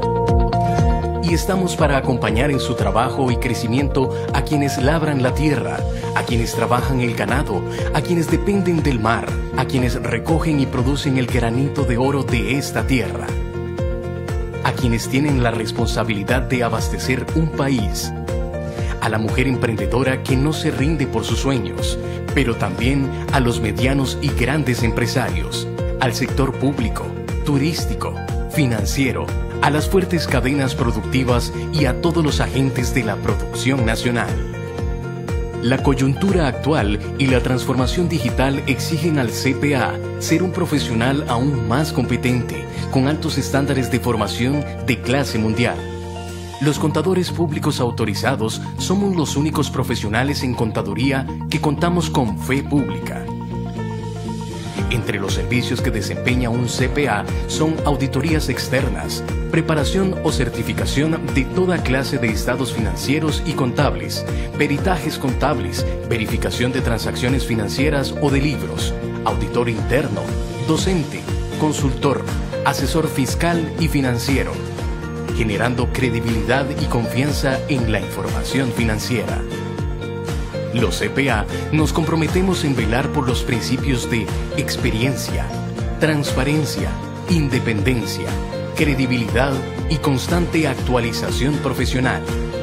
Si lo hemos hecho durante más de 70 años, ahora más que nunca estamos comprometidos con el desarrollo de su empresa, de su proyecto y del país. Consulte a su CPA o a su firma de contadores públicos autorizados debidamente inscritos, quienes formamos el Colegio de Contadores Públicos de Costa Rica, fomentando el conocimiento y la ética profesional, siempre al servicio de la sociedad nacional e internacional.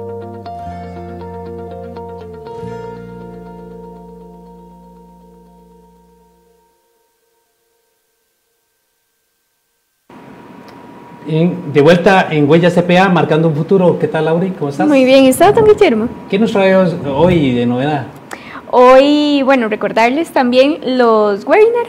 Los webinars, correcto. El 9 tenemos canales de atención al contribuyente con doña Marta Izaza y don Mario Hidalgo de Grant Thornton.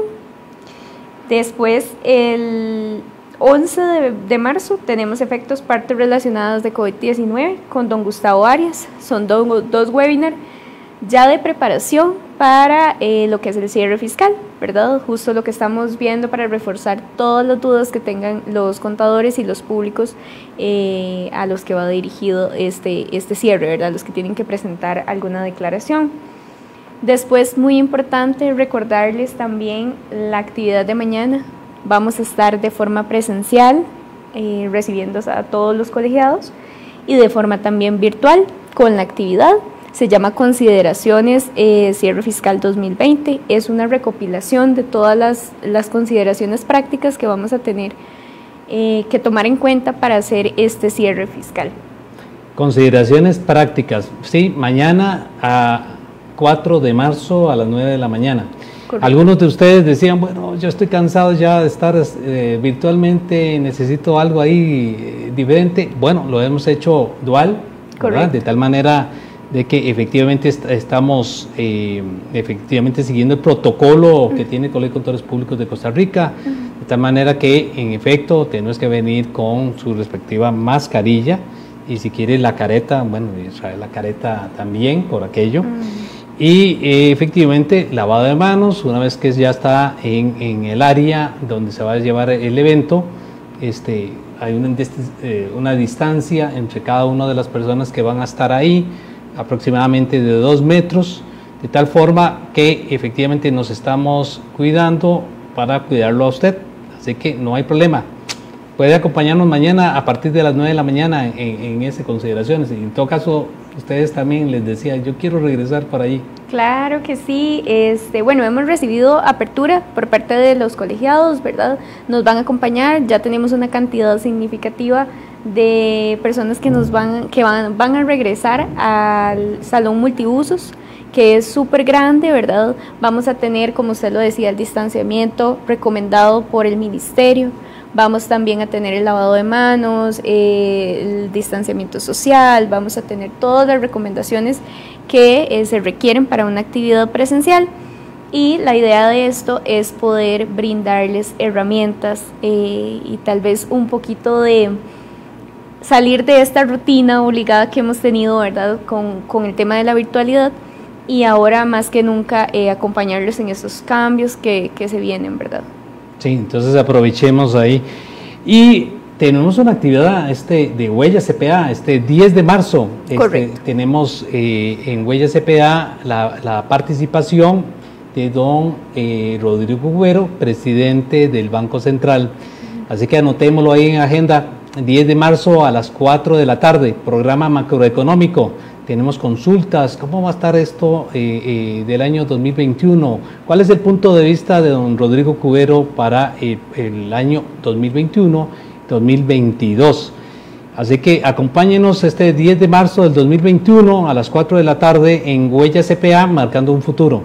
Y Lauri, entonces, a manos abiertas, mañana acá en el Colegio de Contadores Públicos de Costa Rica a la actividad 9 de la mañana. Entonces dicen, pueden llamar ya o mandar un correo a larce@ccpa.or.cr, que es mi correo. Ahí me pueden escribir, los puedo guiar. También nos pueden llamar al 2297-0045, extensión 120 o 121, que somos los que estamos ahorita disponibles para ayudarles con todo el proceso de mañana. Es muy importante también que recuerden que las personas que participan van a ser contralista, entonces tienen que llevar ya la matrícula realizada. Y también, don Guillermo, dejando un poco de lado este tema, también quería recordarles que el colegio ofrece una capacitación para las empresas, ¿verdad? Eso es parte de los servicios que nosotros estamos recomendando y que hemos visto que tienen mucha aceptación en el público, ¿verdad? Nosotros ofrecemos servicios variados para las empresas, podemos hacerlo a nivel de temáticas de las que regularmente damos, como las normas, la normativa vigente, hasta ya temas un poquito más específicos. Pueden escribirme a mí directamente, yo me encargo de llamarlos, de contactarlos y de tratar de solucionarles la necesidad, ¿verdad? Ahí pueden ver mi correo para que puedan escribirme con respecto a las capacitaciones para las empresas, que entonces somos un poco más flexibles. Capacitaciones en las empresas, es decir, si están interesados que efectivamente el personal reciba capacitación, por supuesto con un profesional debidamente calificado del Colegio de Contadores Públicos de Costa Rica, y luego pueden hacer a través del Colegio de Contadores Públicos, a través del número que nos decía Lauri y el correo electrónico. Bien, te esperamos entonces en la próxima ocasión para más capacitaciones. Claro que sí, con todo gusto.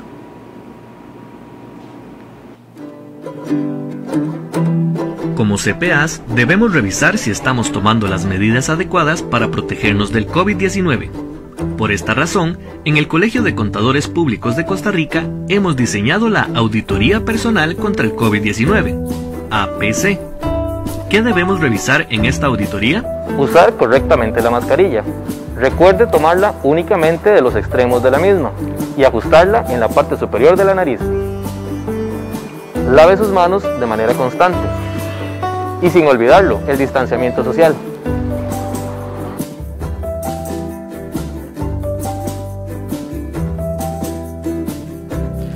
Evite salir de su casa. Recuerde que puede realizar teletrabajo, compras en línea o celebrar reuniones virtuales.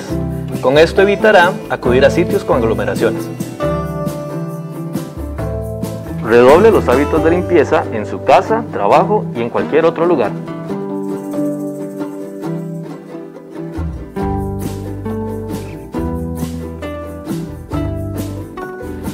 Es importante mantener un estilo de vida saludable, practicando ejercicio y teniendo una alimentación balanceada. Y mantenerse bien informados.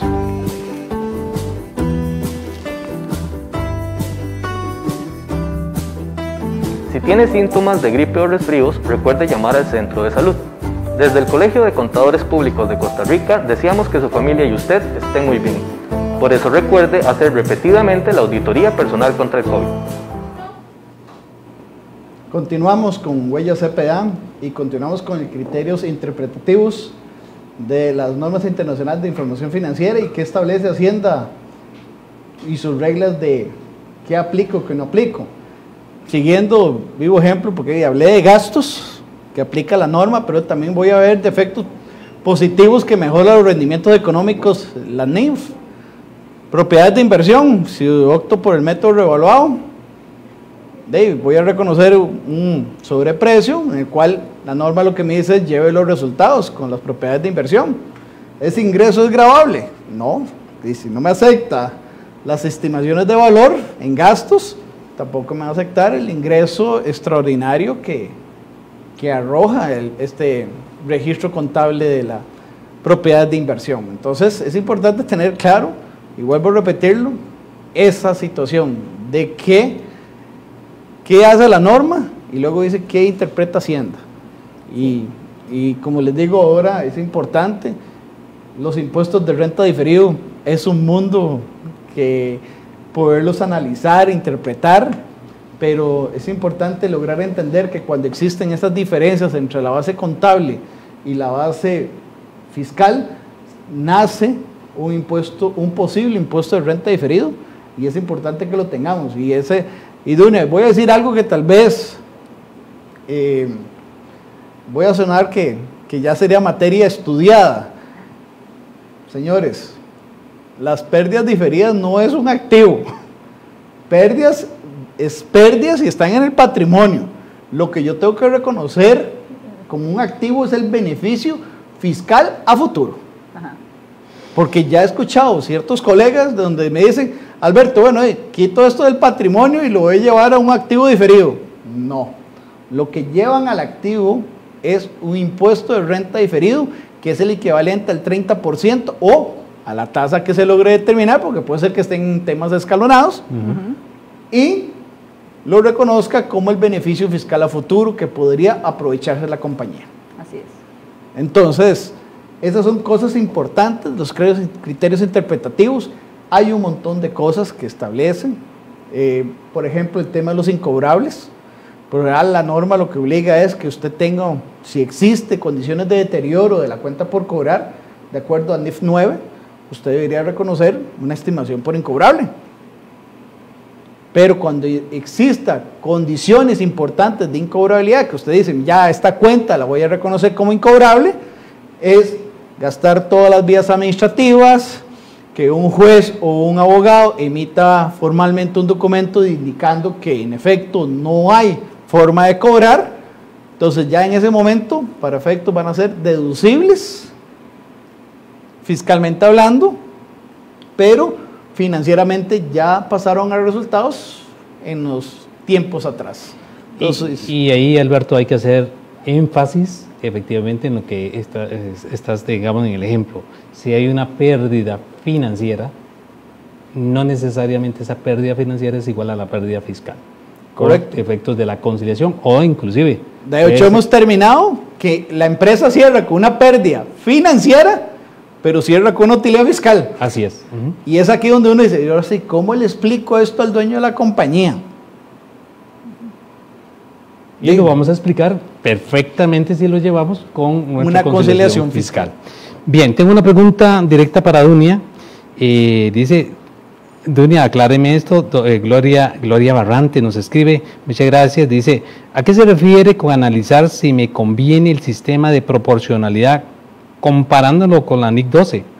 ¿Me puede usted ampliar? Sí, Gloria. El tema aquí está en que hay entidades que tienen condiciones para proporcionalidad y tienen condiciones para NIC 12. En la normativa, esa condición de la proporcionalidad aplica para las entidades como ONGs, fundaciones, asociaciones sin fines de lucro, asociaciones solidaristas, que usan sus activos indistintamente para tanto la renta de utilidades como para las actividades que no están sujetas al impuesto sobre la renta. Pero no todas tienen la suficiente confianza en su sistema contable de que pueda soportar una revisión fiscal. Porque a veces en el proceso de construcción, pues de ahí han venido haciéndose algunas transacciones sin los elementos formales suficientes, o se usan indistintamente los elementos de propiedad, planta y equipo, el recurso humano para ambas rentas. Entonces, tienen que hacer un análisis de si tienen las condiciones para ir por NIC 12 o tienen las condiciones para ir a proporcionalidad. Y eso lleva a que hagan los escenarios, ojalá acompañados por alguien que sepa vivir el proceso, que lo ha vivido, para determinar en cuál escenario usted cumple los elementos formales y materiales para ir a hacer la declaración. Porque cuando usted lo hace por proporcionalidad, usted se tiene que quedar ahí 4 años. Entonces eso es un análisis que hacen de yo cumplo los elementos formales, cumplo los elementos materiales, cuál es el régimen que entonces en derecho me corresponde ir a aplicar la declaración de renta. Gracias, Donia. Bien, estamos en Huellas CPA marcando un futuro y ya tenemos una serie de consultas, ¿verdad? Aparte de la que estaba evacuando Dunia. Y lo más importante, digamos, en el tema de los criterios interpretativos es que los contribuyentes, el obligado tributario, tiene que recordar que está esto ahí presente y que efectivamente tiene que proceder con su conciliación, ¿verdad? De tal manera que no se le vaya por alto. Sí, y esa guía de criterios interpretativos no fue emitida, no está actualizada con respecto a la NIF hoy vigentes, entonces Así también es. Tiene que considerar eso porque van a haber otras diferencias, ¿verdad? Así es. Y debe de quedar debidamente documentado. Eso quiere decir de que efectivamente la hoja de trabajo que vamos a utilizar tenga todas las referencias posibles para que después de un periodo de 3 años, bueno, ¿qué era lo que tratamos de decir ahí? No, que por sí solo esa hoja de trabajo hable de la persona que efectivamente lo hizo en aquel momento para que no lleve una sorpresa y que documentalmente ojalá también haga las referencias de dónde están las fuentes para que no tenga que bucear. De hecho, Guillermo, eso es muy importante porque cuando se inicia un proceso de fiscalización, uno de los primeros requerimientos que envía Hacienda es envíeme la conciliación fiscal y que la declaración de renta venga mapeada con su balance de comprobación. Uh-huh. Entonces, ¿qué sucede? Ya nosotros, ya Hacienda, ya los auditores ya no quieren trabajar.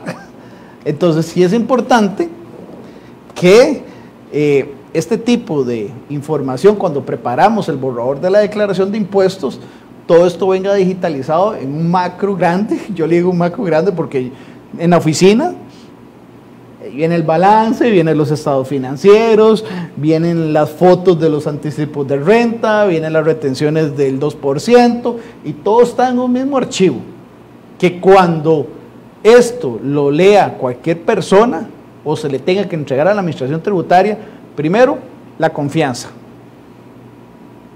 que es una información confiable. 2, el orden, y que tenga todo en el mismo archivo. Cuando eso lo recibe la administración tributaria, tributación ni hace preguntas, cuando recibe informaciones que son completas, concisas y fáciles. Bien, tenemos una consulta, bueno, yo creo una consulta de don José Campos, nos dice, buenas, Hacienda ha dicho algo si va a extender el plazo para presentar el D101. A la fecha aún tengo problemas para completar el D101, errores de sumas y demás. Bien, lo que estábamos señalando hace un rato, no hay ninguna novedad en cuanto al plazo, o sea, está visual hacia el 15 de marzo. ¿Vas a decir algo? Sí, ahí tal vez un cuidado porque lo ha dicho tributación y a mí en lo particular me ha llamado por ese tema de la sobrecarga de trabajo.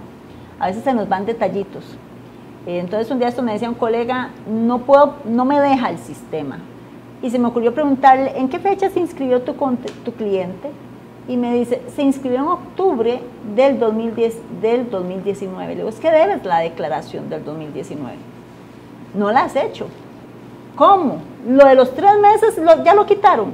Sí, lo quitaron. Ahora, aunque hayas estado solamente 2 meses o aunque sea un solo día en el periodo, tienes que hacer la declaración de ese día, si no el sistema no te va a dejar continuar. El otro tema es que recordemos que los contribuyentes, porque me pasó en otro caso, me dice, es que el Excel no me lo calcula bien. Y era que el cliente no tenía un periodo de 15 meses, tenía un periodo de 12 meses, porque él se inscribió en Hacienda en julio 2019. Entonces el Excel que tenía que usar no era el de 15 meses, era el de 12. Entonces tengamos cuidado porque ahí hay un tema de cansancio, ¿verdad? Yo creo que es un tema de cansancio, que la velocidad con que vamos, se nos van a veces esos pequeños detalles y eso nos puede generar más reproceso, ¿verdad? Y estamos contra el reloj. Bien, vamos de los minutos que nos quedan, vamos a hablar de rentas de capital, mobiliario e inmobiliario, así como rayo de luz, algunas cuestiones particulares que debemos de tener presentes y hay algunas consultas. Entonces, partamos primero del el concepto del tema de capital mobiliario e inmobiliario. Ok. Bueno, una de las interrogantes, creo que aquí lo importante es, ¿cuándo integro rentas? ¿Cuándo estas se suman al impuesto de las utilidades? Y vamos a dejarlo claro y voy tal vez hasta dar un ejemplo. Las rentas, tanto rentas de capital mobiliario o inmobiliario, se van a integrar siempre cuando estas le pertenezcan o sean parte de la actividad operativa. Entonces, por ejemplo, voy a hablar de renta de capital inmobiliario. Resulta que yo como contador tengo mi oficina, me dedico a los servicios contables, auditoría, asesoría, pero resulta que le alquilo a don Guillermo una oficina. No le indiqué a Hacienda en los plazos correspondientes cuál método iba a utilizar para tributar esos tipos de rentas de alquiler. Entonces, por ende, Hacienda dice, hay de 125. Quiere decir que me va a tributar por rentas de capital. Pero, ¿qué sucede? Sucede que llegué a la declaración de impuesto a las utilidades por la actividad económica de asesoría y resulta que la parte en que yo le alquilo la oficina a don Guillermo le pertenece al inmueble principal. Entonces, esos tipos de rentas de capital de los alquileres, a pesar de que ya tributé el 15% mes a mes, debo de integrarlos en la declaración de impuesto a las utilidades. ¿Por qué? Porque ese inmueble le pertenece a la actividad económica normal. Entonces, como no logro visualizarlo, separarlo, tengo que integrarlo. Y el 15% que yo cancelé por ese alquiler, lo considero como un pago a cuenta del impuesto a las utilidades.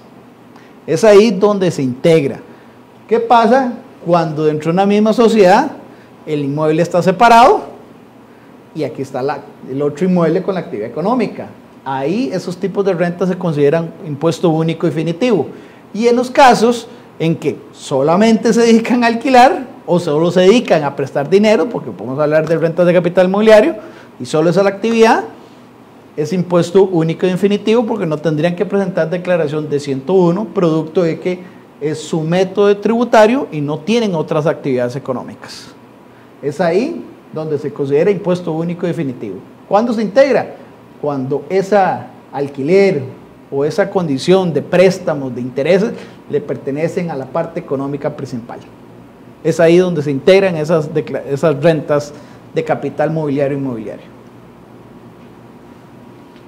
Y tal vez es importante lo que ha dicho tributación, que no se integra.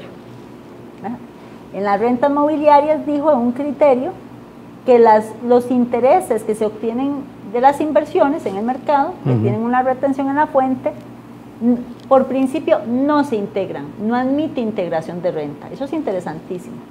Y en el tema de las ganancias y pérdidas de capital, volviendo sobre la línea de cuándo tengo que integrar, que muy bien señala Alberto, el tema de cuando se venden activos como carros de transporte, bodegas, si esos forman parte de la actividad habitual, de la actividad lucrativa habitual, eso se integra en utilidades. Pero si no forma parte de mi actividad lucrativa, si no forma parte de mi actividad mercantil, lo declaro en ganancias y pérdidas de capital y ahí queda como un impuesto de renta único y definitivo. Eso es un proceso de aprendizaje y esto lleva a que los clientes deberían de estar evaluando cuando hacen compra y venta de elementos de capital si estos formaban parte de mi actividad lucrativa o no. El otro elemento importante en esta declaración es que tengan adecuadamente identificada entonces en esta contabilidad que son ingresos de capital y sus gastos de capital, que son los ingresos de utilidades, que son los gastos de utilidades y que no es gravable por la razón que sea ya, ni deducible por tanto el ingreso. En la conciliación tienen que dejar, en el expediente de la declaración, tienen que quedar la conciliación fiscal, los estados financieros debidamente firmados por los responsables de esos estados financieros. El estudio de precios de transferencia, porque aunque la declaración no está vigente, la obligación de hacer el estudio sí, desde el 2016, entonces debería estar el estudio de precios de transferencia cuando tienen operaciones con partes vinculadas. Los soportes, como bien decía Alberto, de todos los anticipos y retenciones que han tenido, eso significa que si le hicieron retenciones, lo más aconsejable es que pida la certificación de las retenciones que le han efectuado. En el tema de lo que son los elementos de propiedad, planta y equipo, asegúrense que la depreciación que están pasando como gasto es de activos que efectivamente han sido utilizados en la actividad. Si está aplicando pérdidas fiscales que arrastraba de periodos pasados, que el transitorio de la ley de fortalecimiento se lo permite, recuerde que tiene que tener el auxiliar y el soporte contable de esas pérdidas que arrastra. Si va a generar hoy, como dice Alberto, entonces tenga el estudio, para que no le pase lo de ese angelito, tenga el estudio donde usted demuestra que va a tener esas utilidades en el futuro o no las va a tener, ¿verdad? Y por eso no los está registrando. En el tema de lo que son donaciones, porque hubo mucha empresa que donó, recordemos que si donó en especie, tiene que tener la certificación de un contador público autorizado y que los montos deducibles por donaciones tienen varios requisitos. Entre ellos, de los más importantes, que quien recibe la donación está autorizado y que en el caso de que de esos montos no pueden superar el 10% de la renta neta al considerar si pueden ser deducibles o no, sin considerar la donación. O sea, yo digo ingresos menos gastos, me da la renta neta y ahora sí calculo el 10%, lo comparo contra lo que doné y ya sé cuánto puedo deducir. Entonces esos son elementos formales importantes y de cuidado a la hora de declarar. Sí, y digamos esto ha sido en las capacitaciones de la Administración Tributaria, eso sí lo ha reiterado en varias ocasiones, en cuanto a donaciones se refiere. Tenemos la siguiente consulta de Olger Cambronero. Para el periodo terminado al 31 de diciembre de 2020, se debe presentar el formulario de 151, ¿todos o solo bajo el régimen simplificado? Bueno, lo habíamos tratado, pero tal vez Alberto. Bueno, en este caso, volviendo a recapitular un poco lo que hemos dicho, lo que tienen que hacer es revisar si realmente existen transacciones que no sean comprobantes electrónicos y esos tipos de transacciones son los que deberían de analizar para ver si están obligados a presentar un D151, porque hay compañías que todo es factura electrónica, tanto lo que reciben como lo que emiten, ya estas no estarían obligadas a presentar el D151 por más que quieran presentarlo. Pero si todo fue recibido electrónicamente y emiten facturas electrónicamente hacia los clientes, no hay nada que declarar en el D151. Pero no es el hecho que solo el D151 quedó para el régimen simplificado, sigue estando para todos, nada más en una condición de lo que vamos a declarar, lo que no sea factura electrónica.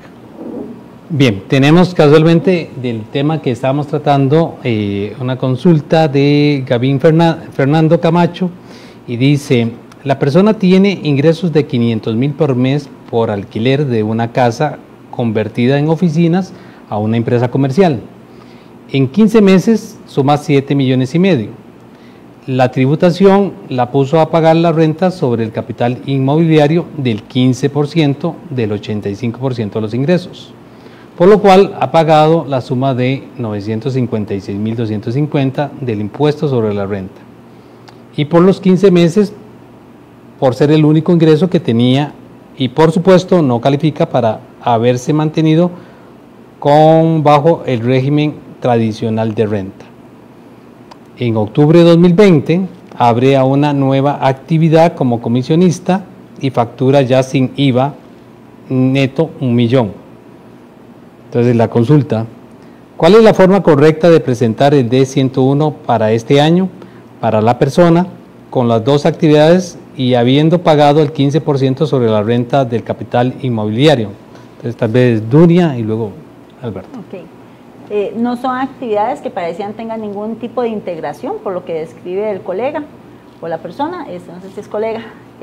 Así que diríamos, en el D101, activos y pasivos y el patrimonio. En la parte de los ingresos van a considerar tanto los ingresos por alquileres como los ingresos por comisiones. En la casilla 34 va a restar los ingresos que ya declaró en sus declaraciones de rentas de capital. En la sección de gastos va a poner únicamente los gastos que son deducibles de su actividad como comisionista y ahí le va a dar la renta imponible.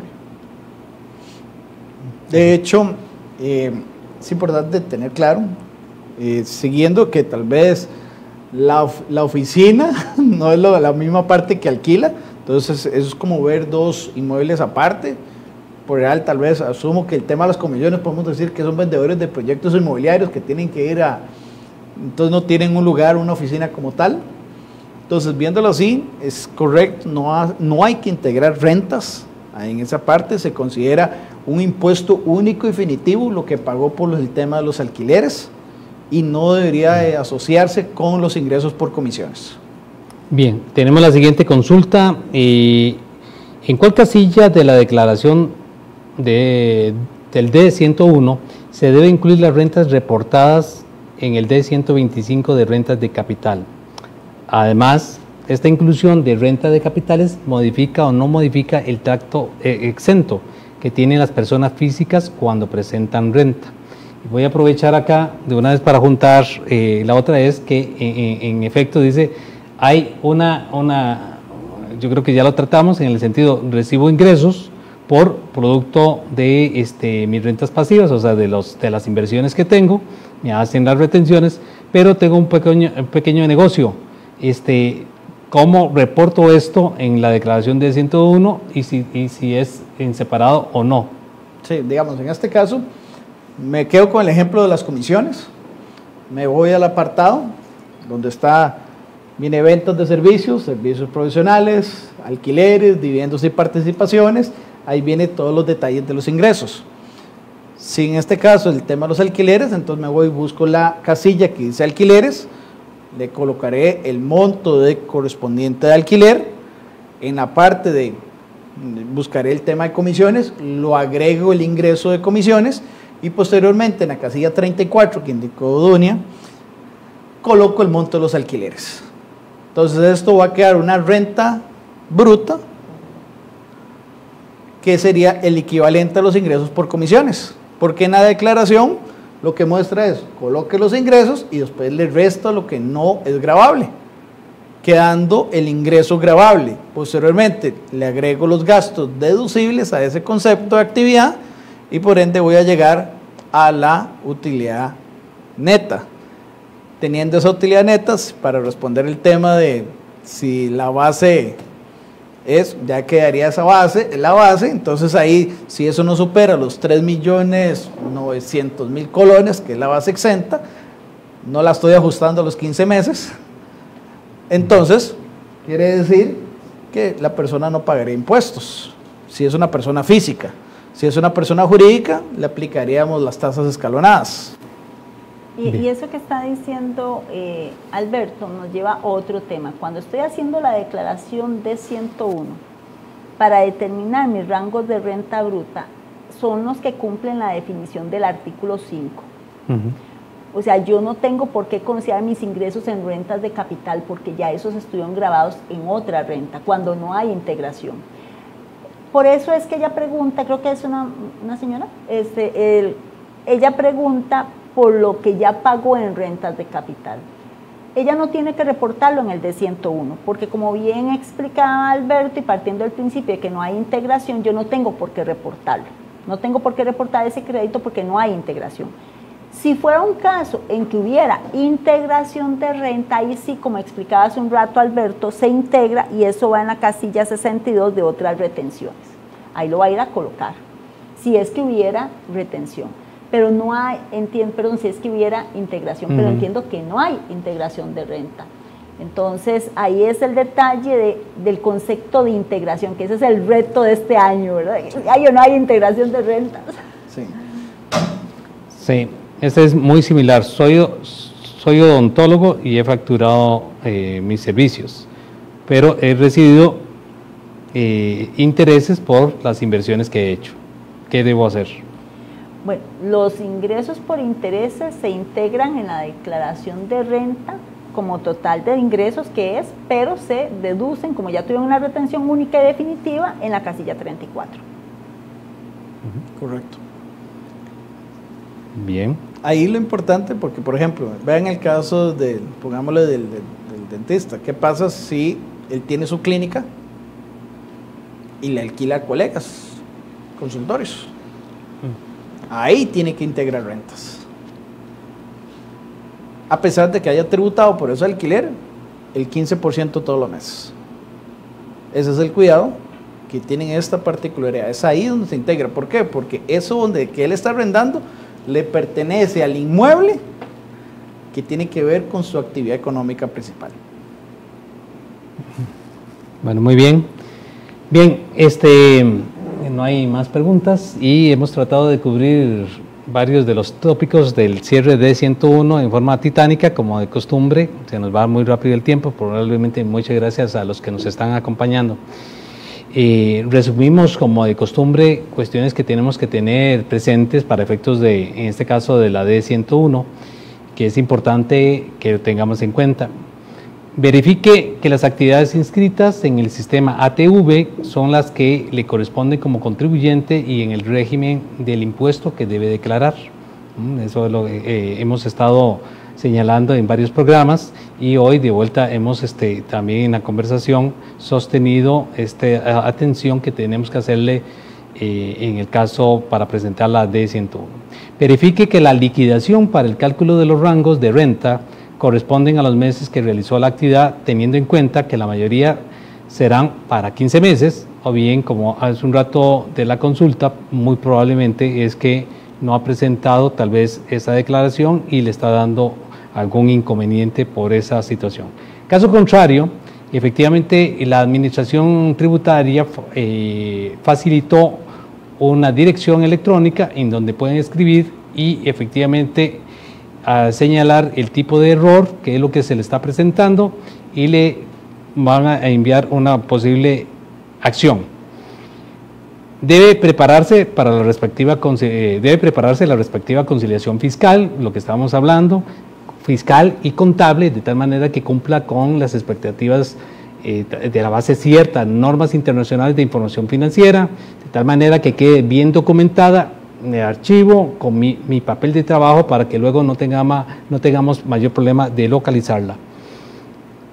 Adicionalmente, prepare una conciliación o verifique entre lo reportado por las ventas de bienes y servicios en lo que ha hecho en el impuesto valor agregado y lo que reportará en la declaración del impuesto sobre renta. Es importante entonces hacer esas conciliaciones previas y se sugiere que de igual manera lo haga con el rubro del renglón de compras. Para los contribuyentes con actividades inscritas en rentas de capital, confirmen que han suministrado las declaraciones mensuales y evalúen si deben de trasladarse al impuesto de las utilidades antes, bueno, en este caso antes del 31 de diciembre, será ahora ya para el nuevo periodo. Los contribuyentes que se acogieron al alivio, no se les olvide cumplir con sus obligaciones, y aquellos que hicieron algún arreglo ahí antes del 15 de octubre. Tener las facturas electrónicas en apropiado resguardo, importantísimo. La factura electrónica representa el respaldo de las transacciones que se realizan y que se reflejen en los estados financieros de la empresa. o el contribuyente, estos archivos deben estar al día por si la administración tributaria realiza alguna fiscalización. Sabemos que probablemente uno diga, pero si las tienen, bueno, mantener actualizado el régimen único tributario y tener presente de que ya llegó el momento también de pagar el famoso timbre de educación y cultura. Y para los contribuyentes con actividades lucrativas deben preparar esos estados financieros. Bueno, ya están en esa etapa de elaboración, muchos ya cerraron y están más bien presentando sus informes financieros a los accionistas. Bueno, que efectivamente estén de acuerdo con normas internacionales de información financiera, contengan todas aquellas estimaciones y revelaciones que hayan hecho dentro de los estados financieros producto del COVID o la pandemia. Para el asunto de lo que hablábamos del D-151, si no hay facturas electrónicas o comprobantes electrónicos para los ingresos y gastos, tiene que presentar la declaración informativa conforme lo hemos venido platicando. Bien, sin más, les agradecemos. Muchas gracias por habernos acompañado en Huella CPA Marcando un Futuro y les invitamos para que ustedes nos sigan en el próximo programa. Muchas gracias y que Dios les bendiga. Nos vemos pronto.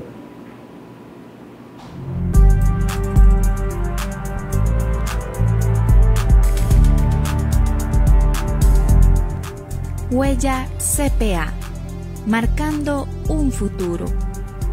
Producido por el Colegio de Contadores Públicos de Costa Rica.